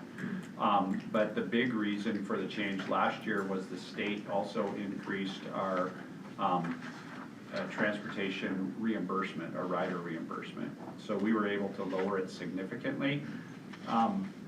Now what we're recommending is that for fiscal year 27, we'll bring that levy back up to $589,000, which is still over $200,000 less than we levied in fiscal year 25. And we're really monitoring that closely right now because we're concerned about those costs. The bus depreciation fund is another fund where you're seeing some big changes. And the obvious reason for that is some of the high dollar buses that have come into our fleet over the course of the last couple of years, including a brand new route bus. The Lion Electric bus, I think, went into the depreciation schedule last year for fiscal year '26. And for next year, we're gonna add the new double-decker Van Hool bus, plus the used bus that we bought from Hardin will go into the depreciation schedule. And so that's formulaic. We can't change that calculation very much. We could depreciate out over a longer period of time, yes or no? The maximum is 7.5 years. And that's where we're at. Yeah. So the only other option we have is to not depreciate a bus, and I think that would be really short-sighted if we did that, because the whole point of bus depreciation is to be able to renew our fleet as old buses wear out. So it's not put in the date of service for next fiscal year? It starts the next fiscal year, yeah.